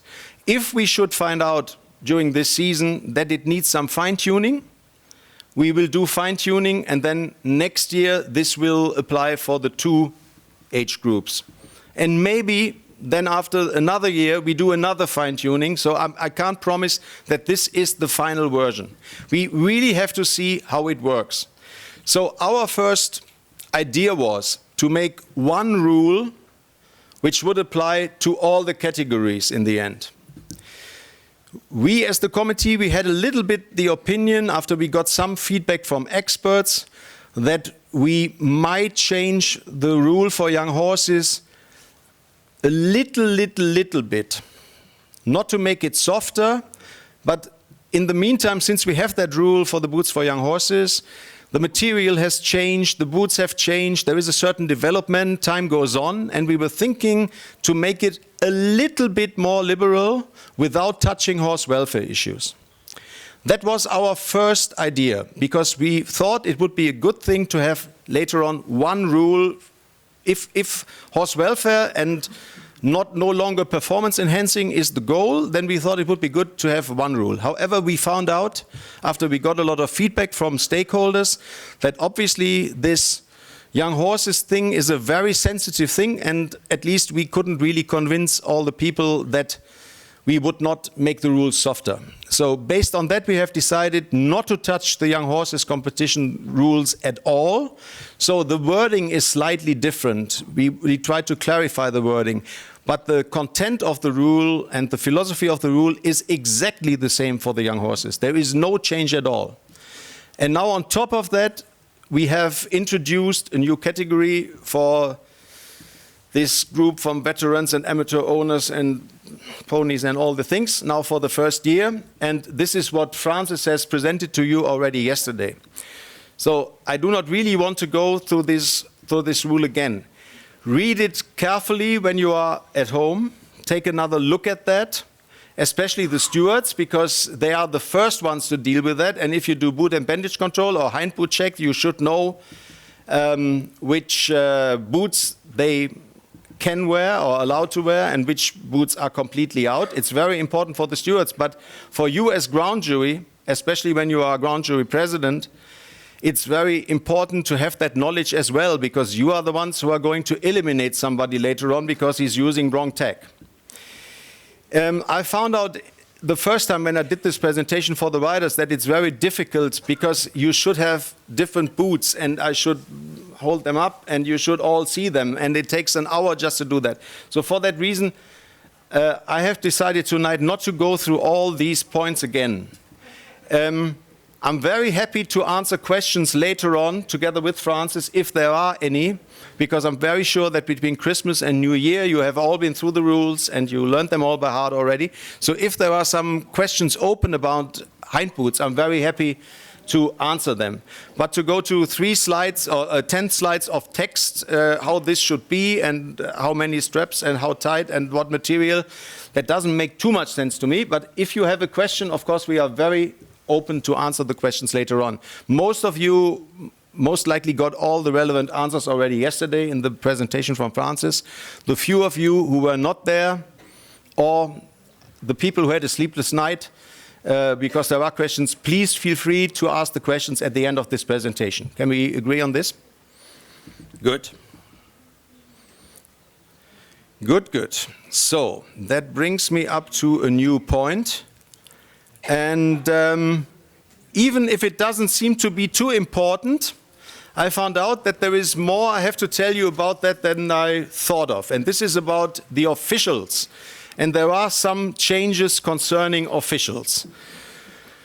The first new sentence in that rule is the following: all officials officiating at CIM, CSI, CSIOs, championships and games must abide by the FEI Code of Conduct for officials and carry out their duties in accordance with the job descriptions for their respective function as published on the FEI website. I want to make 2 remarks on that. We will have a very interesting presentation at the end of this seminar about code of conducts and conflict of interests and all these things. We have this code of conduct already now since 1 year, so I hope that you are really aware of it, and please take it very serious. I'm not going to make too many comments in the afternoon when we have that session about that, but I want to make a few sentences already now. We are checking, we means John and his team, we are checking all the schedules. However, we have to rely a little bit on you. Talking about the code of conduct, you know, for example, if you are an employee for a federation, you are not allowed to officiate as ground jury president or chief steward at a CSIO. Just to give you one example, this is in the code of conduct.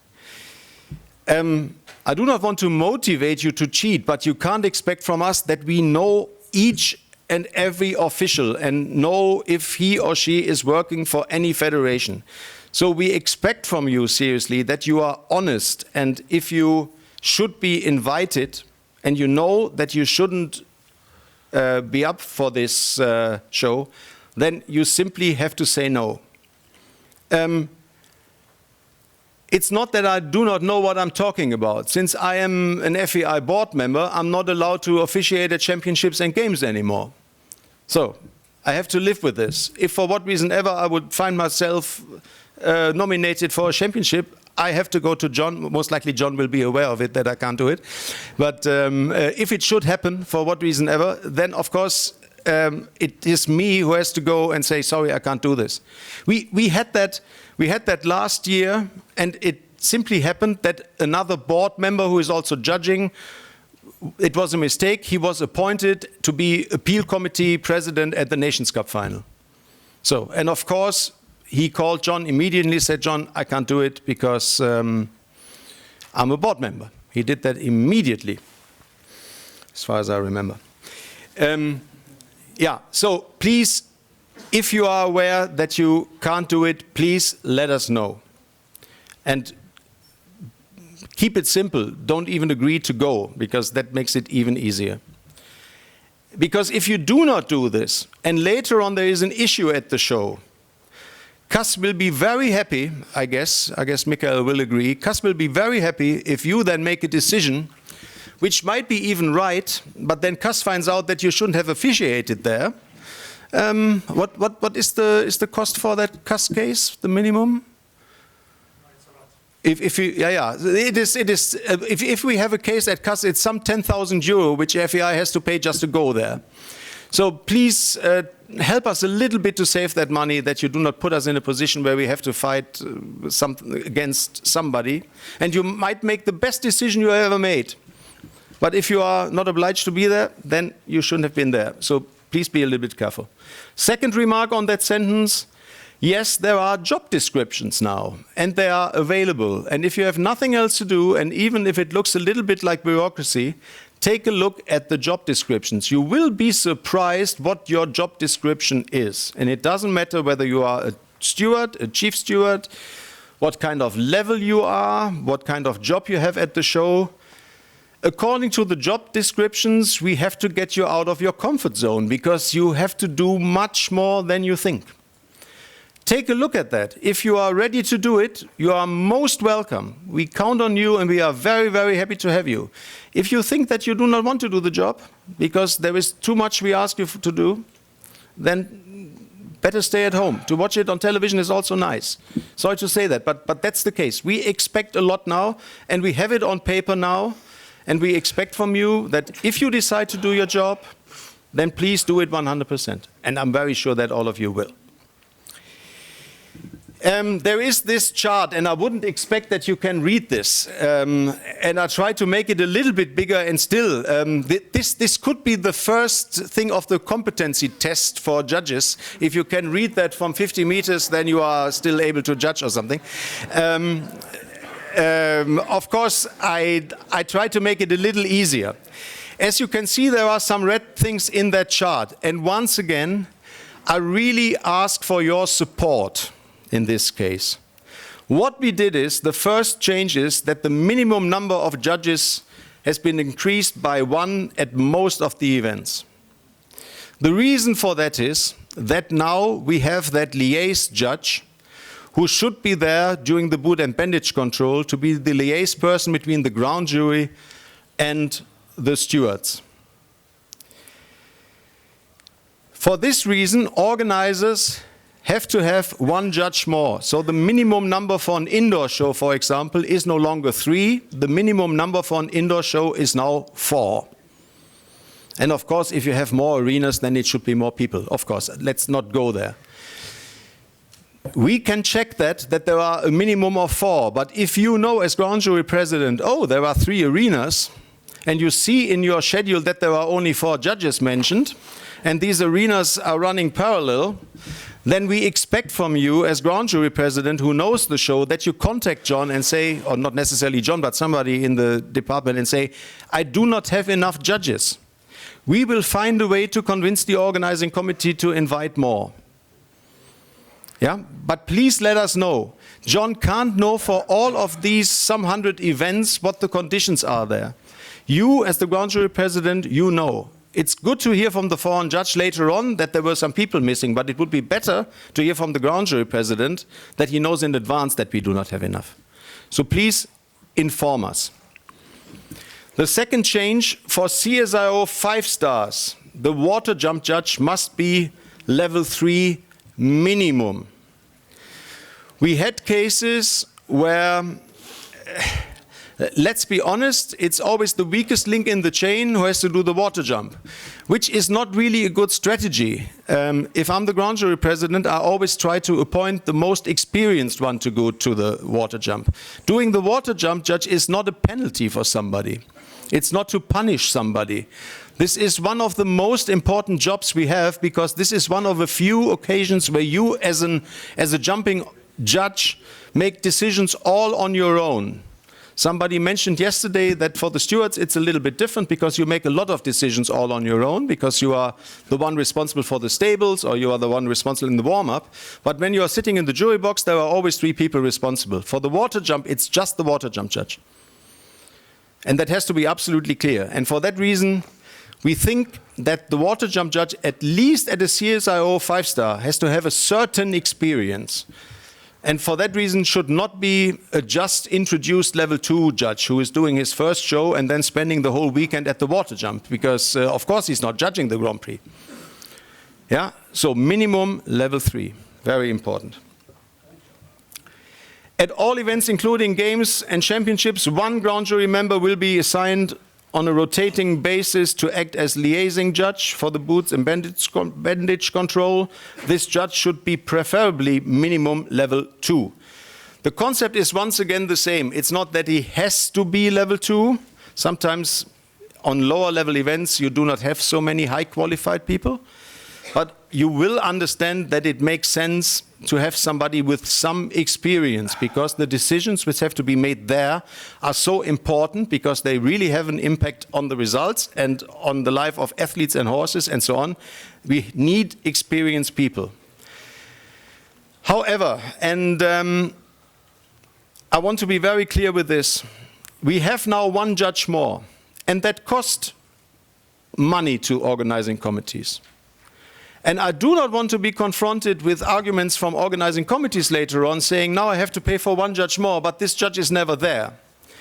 You have that normal judges rotation, and you have a president of the class, and you have judge 1, and you have judge number 2, and you have the water jump judge. And now there has to be a judge number 3, who is the liaise judge. If you are judge number 3, you are not free in the competition. This is not the time where you go to the hotel or go to the VIP. This is the time where you are available to officiate as liaise judge. This is not the time where you have time off. And unfortunately, from my own experience, some people misunderstand that completely and say, oh, I'm judge number 3, I have nothing to do in the class. No, you have. And please be there. Because otherwise it will be very difficult for John and me to tell organizing committees you have to pay more money and invest more money in officials, because we think it's important that you have these officials if you are not doing your job. So try your best that we can enforce these rules. Yeah, Jerry. I totally understand the reason behind the liaise judge thing, but I've been to shows where, I was appointed as a liaise judge, and all the president of ground jury wanted me to do was, if there is something, call me and I'll come down. So I think that makes the liaise judge a little bit redundant at some point. Is this liaise judge supposed to be making a decision there and then on behalf of the ground jury? Is this person supposed to call the president of ground jury to come down and take a look? I mean, this could be done by the chief steward or any of the stewards. That is up to the ground jury president to decide what he wants to do. If this is, I can only tell you what I usually do. If this is a normal show with one competition arena, and I'm judging the Grand Prix, there is a liaise judge, then depending on the circumstances and depending on the thing as such, it could be an experienced judge who is down there, who is in contact with me. And we are living in modern times. If I can see the pictures and you send me the pictures by SMS and I can see that all, I might tell you that you are the one who can also make the decision, because it's a ground jury decision, and I might delegate that to you. But there might be a show with 3 competition arenas going on at the same time. So how would you, as ground jury president, deal with that if you have 2 blood cases at the same time? It has to be somebody else. It could be the foreign judge or whatever. It depends a little bit on experience. But for me, it's important that there is somebody there. And then it depends how far it is. If it is 50 meters away from the jury box, then sometimes I even say, okay, you stay with me in the box, because if there is a blood case, you take over and do my job in the jury box, and I just go down the stairs and deal with that immediately. That could be a concept. At other shows, like Olympia, where it takes you 10 minutes from the jury box to the warm-up, yeah, Donnie and me, we are old people. Old. Very old.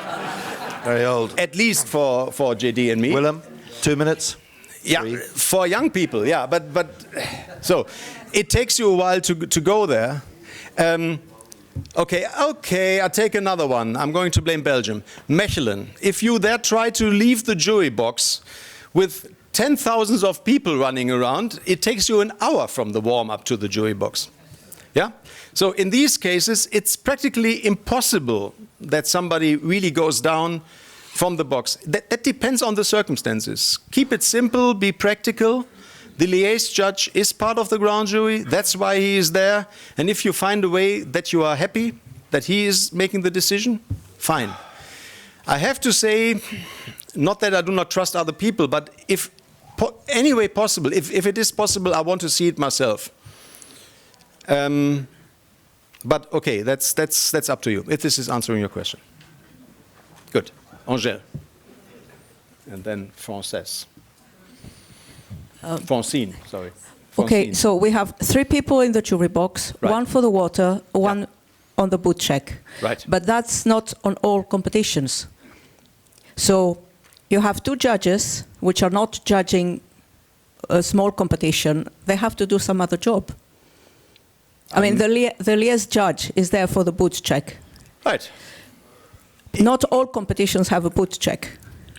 Yeah, okay, then in this competition there might be two judges off duty. But the off-duty, I'm talking on the organizer's part, is the off-duty judges can help the stewards, can go to the warm-up. If I'm the ground jury president, I always appoint a judge number 3, and if there is a boot and bandage check, he is there. If not, he is just hanging around, but because even if there is no boot and bandage control, there might be a horse coming out with a blood case. Yeah. And the stewards are witnessing that, and then they call you, and then you have nobody.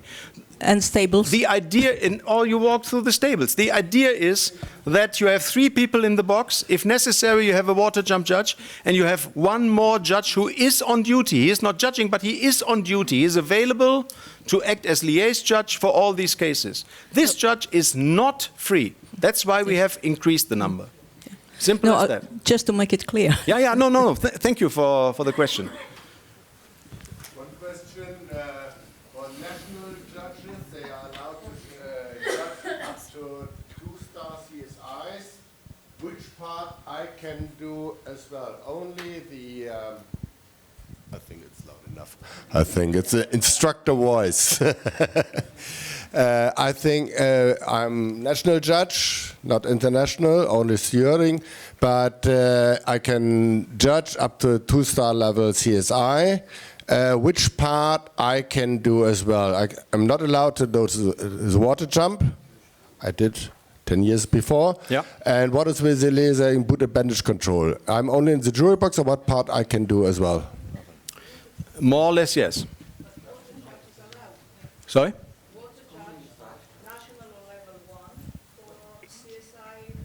For the 1-star, you could even do the water jump, yeah. But this is somewhere hidden there in that very clear chart.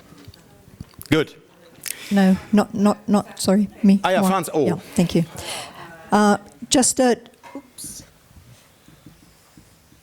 Just quickly about the liaison judge. Personally, when I'm when I'm a steward, I'm really happy to know that there's a liaison judge who is going to be around, and that person has been appointed, and that's going to be the contact person. However, I would ask the liaison judge, please, by all means, come and watch the boot check. There's no problem with that whatsoever. But please keep out of the space that the stewards need to do that boot check, because there are times when we need to get out of the way very, very quickly, and we really don't want to be falling over the judge who's coming to have a look at what we're doing. Okay? Thank you for that. I think I speak on behalf of all stewards for that one.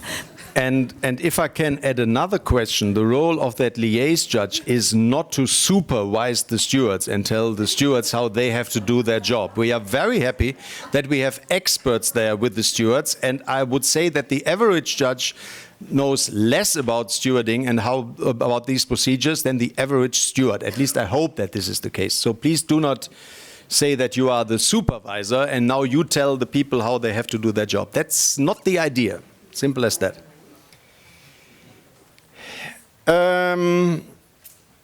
The next sentence is not new, as you see, because there's nothing in red.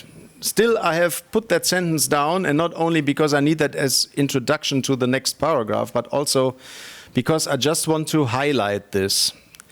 The FEI philosophy is very clear on that. Each competition is to be judged by a group of 3 judges in the judges' box, and 1 additional judge for the water jump if there is one.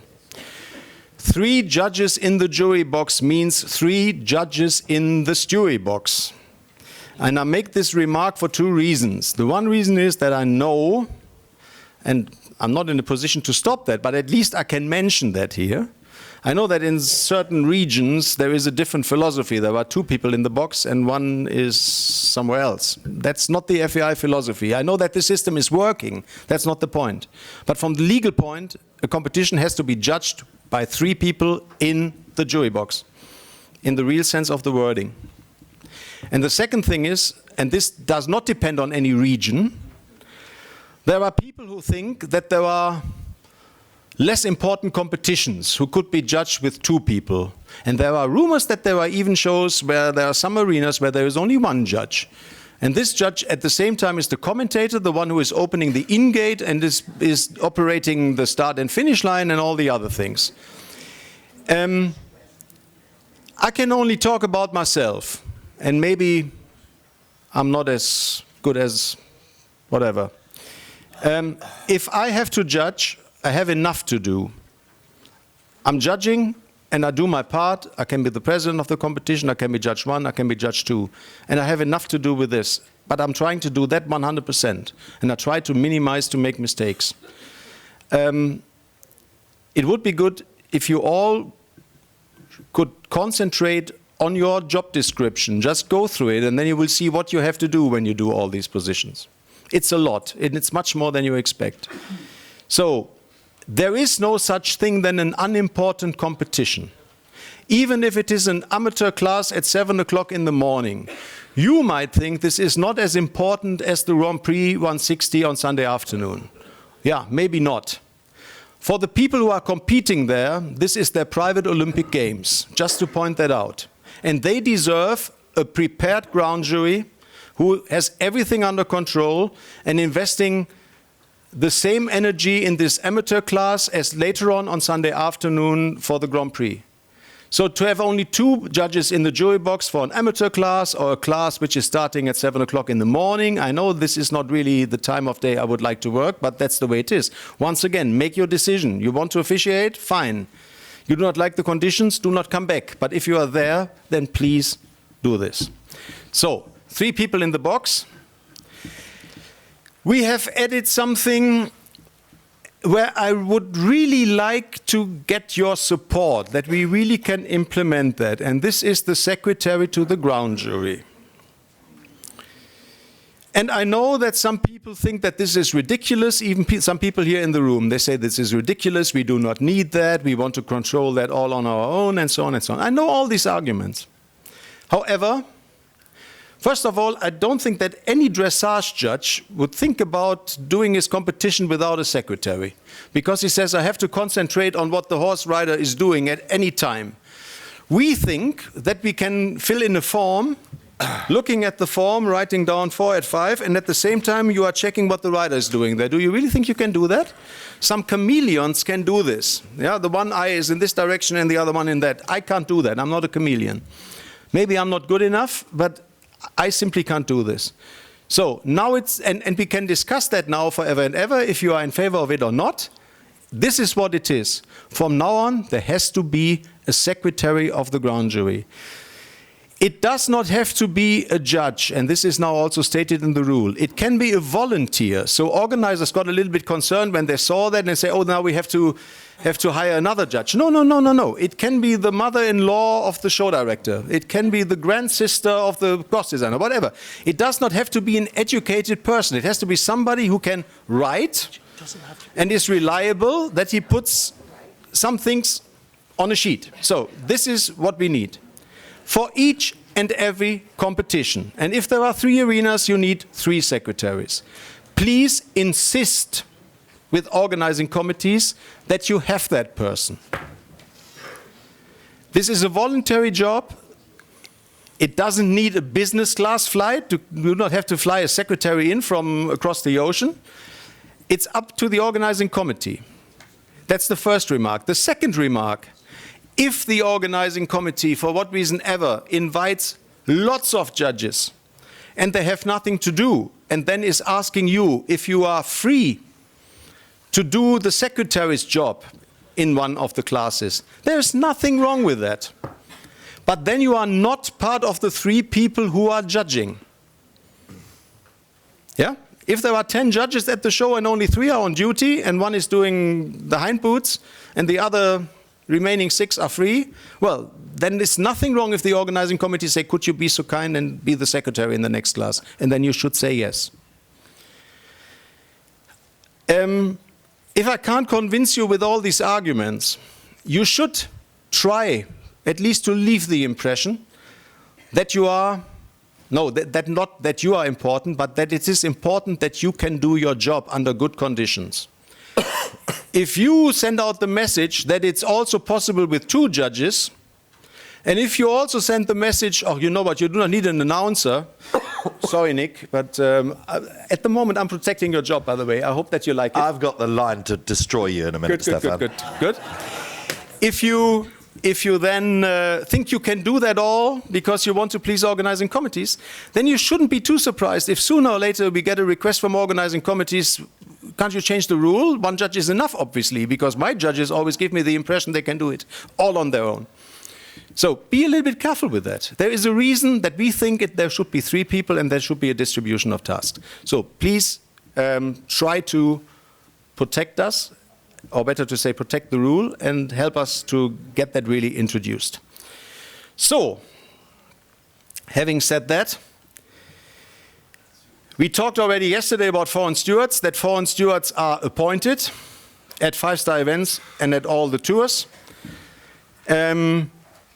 What is new is that the foreign steward appointment is in addition to the appointment of the chief steward and the assistant stewards. So, as a matter of fact, now there is 1 more.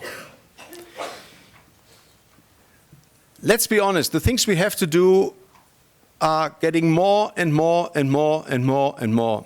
And to a certain degree, we need to have also some more officials. Otherwise, we simply can't do the workload. It is what it is.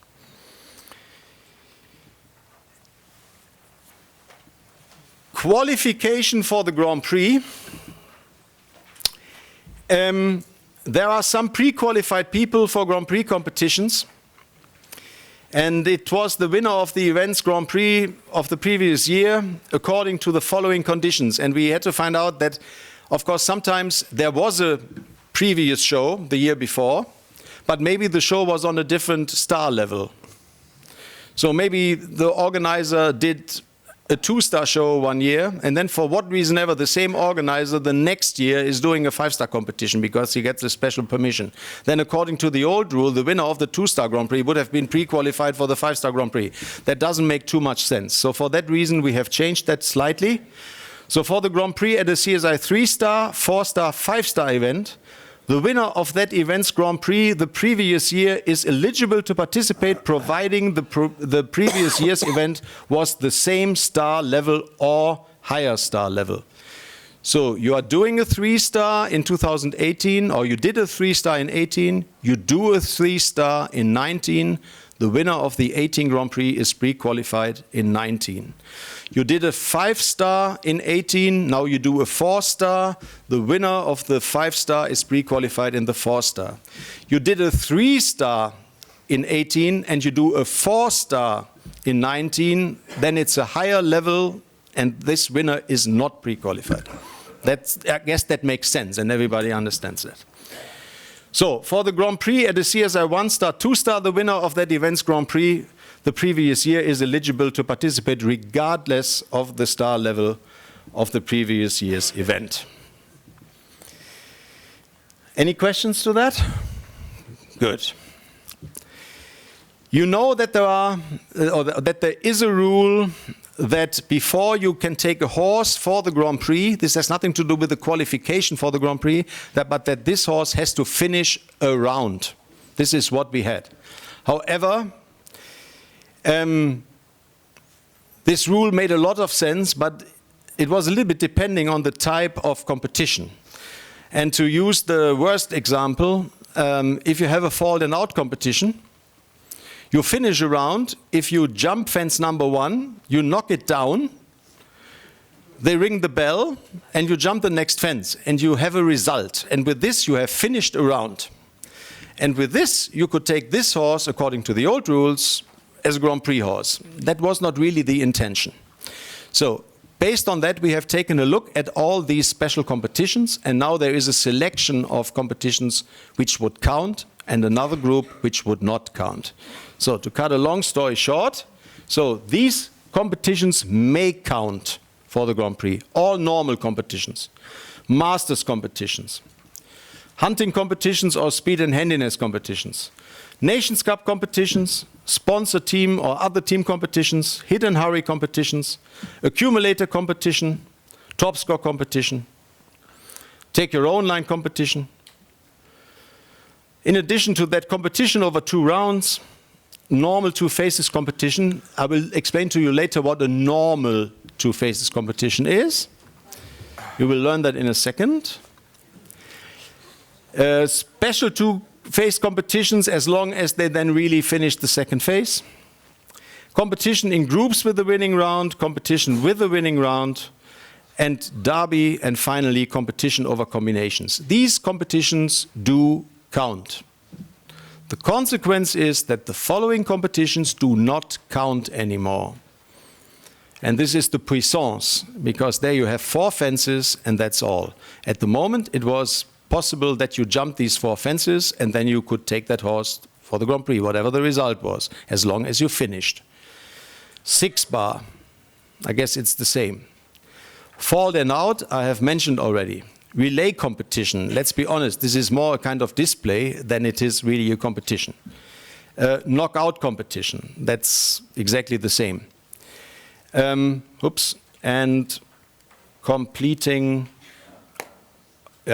completing only the first phase of that special 2 phase competition. So just to point that out, take a look at that. Most likely it's easier to learn by heart this slide, because then all the other classes count. Whatever you do, take a look at that. Be a little bit careful. If riders ask you, if I finish this competition, can I then take the horse for the Grand Prix? Be a little bit careful. Have another look at that before you give a final answer, because athletes will rely on what you are saying. And if you as Grand Jury President tell an athlete, if you finish that class, you can take the horse, then you shouldn't tell him on Grand Prix day, oh, sorry, I made a mistake, because then the athlete is telling you, if I would have known that in advance, on Saturday I would have competed with the horse again. So be very careful if you give really an interpretation on these rules. I said already, competitions or competition in 2 phases.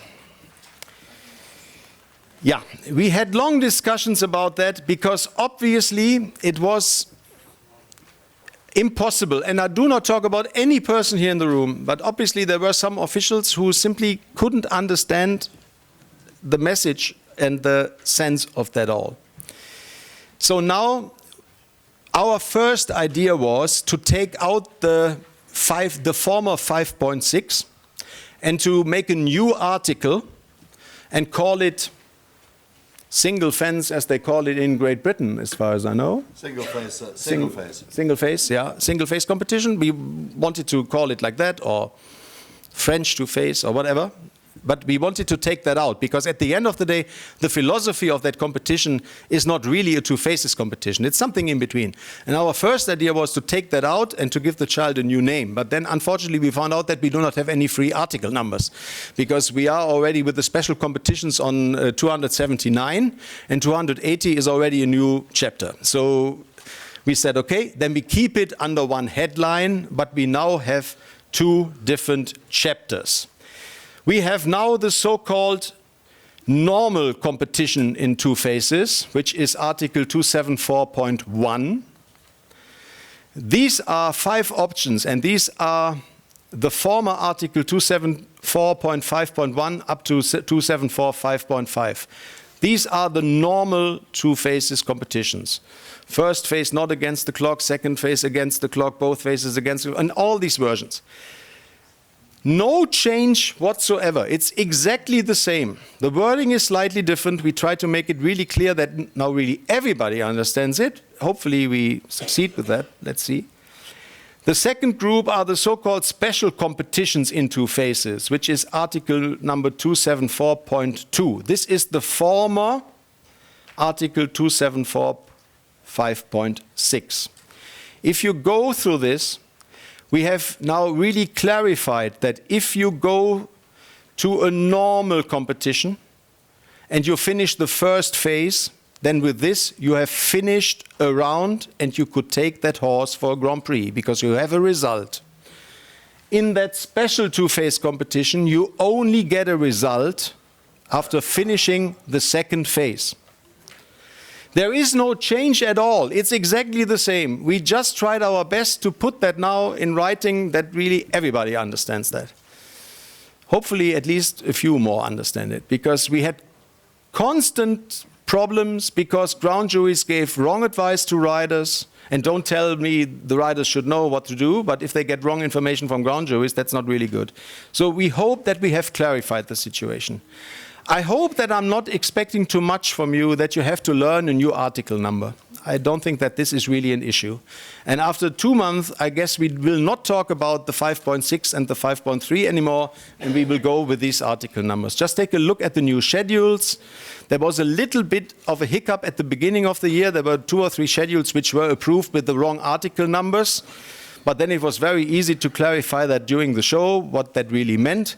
And now I have checked most of the schedules, and I saw that they are all in line now with the new rules. And if you should find some competition where we didn't pay attention on that, then just correct it at the show. This is not a change of the schedule. This is just clarifying it. So the Article 274 has only a new structure. There is no change at all about the content. And the change has been made for clarification purpose only. That's the only reason that we did that. Finally, the last competition I would like to draw your attention to is the competition with the winning round. Oh yeah, sorry, of course. If you wait for the microphone.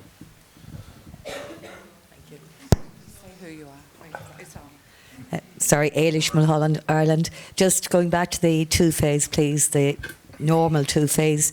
If a rider continues on into the 2nd phase and jumps a fence intentionally, so therefore they're eliminated, as we said earlier on, how do you record that on the result for qualifying purposes? Do you know what I mean? Please. I hope that the legal director confirms what I'm saying now, and I'm absolutely sure that he will. And I have to say that I'm not 100% happy with that.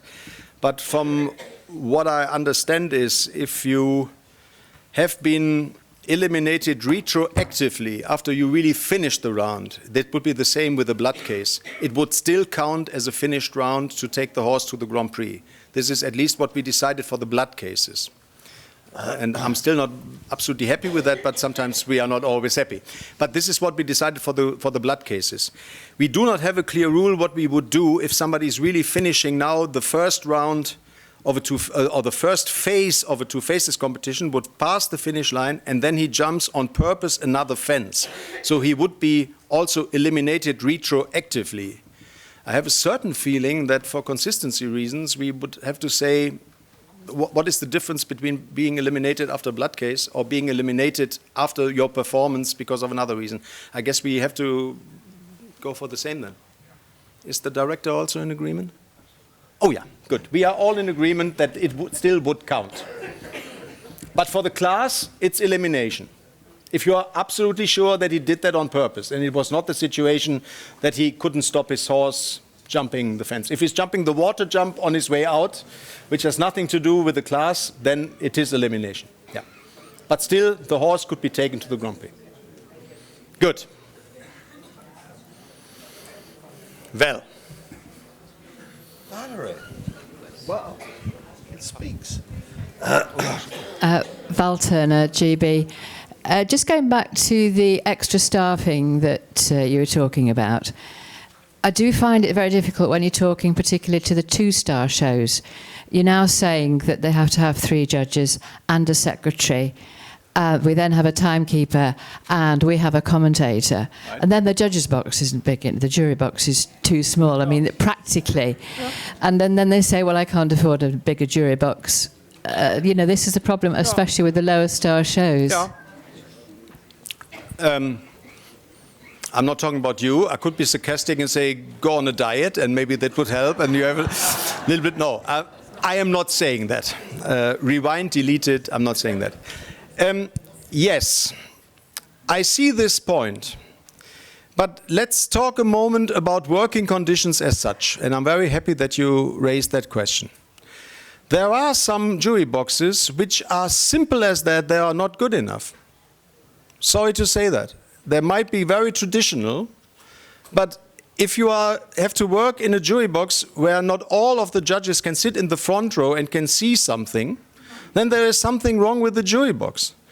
And I know that some people hate me because the first thing I usually do when I'm going to a show, I'm putting the jury box upside down, because we are always the last to arrive. Yeah, the first one who is sitting there is the timekeeper, and he said, oh, I need already 1/3 of the jury box for all my equipment. So, and then of course there are also some speakers who think that they can't do the job all on their own and that they need 3 speakers because they have to do 5 different languages at the same time, and so on and so on. And then there is only one empty chair, and then I always say, well, sorry, we need some more space for the judges. And then the answer I get from these people, especially from the timekeepers and all the, yeah, but we have to see something. And then I always say, well, do you think that judges do not have to see something?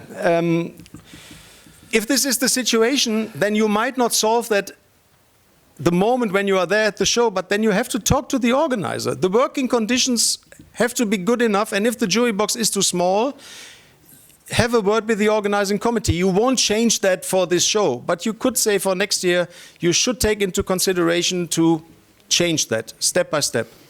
And then you will find a way. I had one experience where Nick was sitting on my knees for the whole competition. That was not really the best experience of my whole life, but I'm not saying where it was, but we really had a jury box where nobody could see anything. Not a single round of show jumping. Yeah. So I have no idea how we managed to deal with that, but this show was only at that venue for one time at all, and we are very happy that this show has moved to another place where now the conditions are perfect because the jury box is really good. So as I say, you might not solve the problem immediately, but my experience with organizing committees, if you really have good arguments and you tell them, look, you have to change things. We do not want to have a 5-star apartment. We do not need a penthouse. But you have to understand that we have to bring more people in. And all these technical people, they get more and more and more and more and more. So it doesn't really help if we can't see anything. You have to insist that judges have a seat and that judges can see something. And sometimes you can't stop it immediately, but then you have to work on it. That's the only comment I can make. Yeah? And to be honest, if you have that secretary, the secretary does not necessarily have to see everything. It would be good if the secretary can, but if the secretary would sit in the second row, there's nothing wrong with that because the secretary is not judging.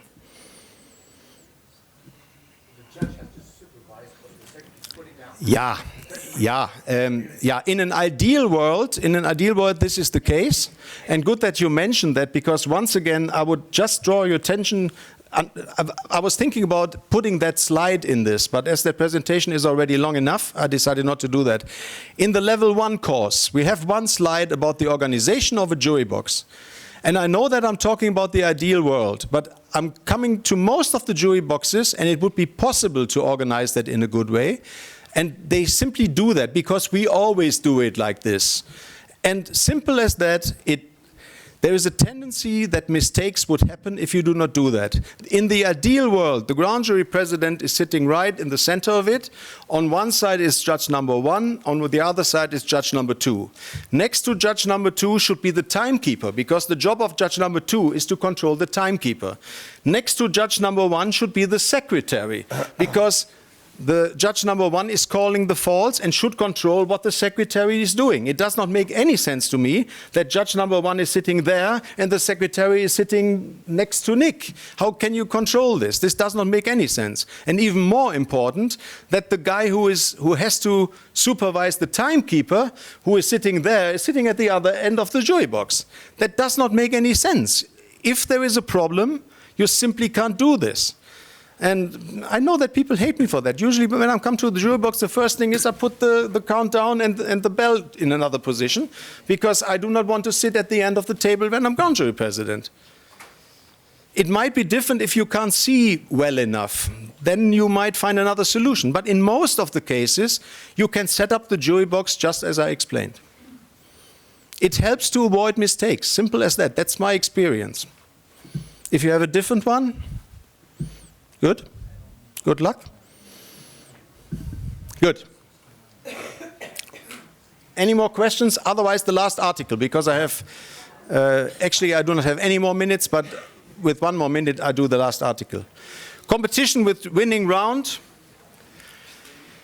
The same principle or the same philosophy as we do with jump-off competitions or 2-round competitions. So the competition with 2 rounds and a winning round is a new point 10. Athletes who are eliminated or who retire in the winning round will be placed equal last in the winning round. Once again, equal last means following the people who get a normal placing.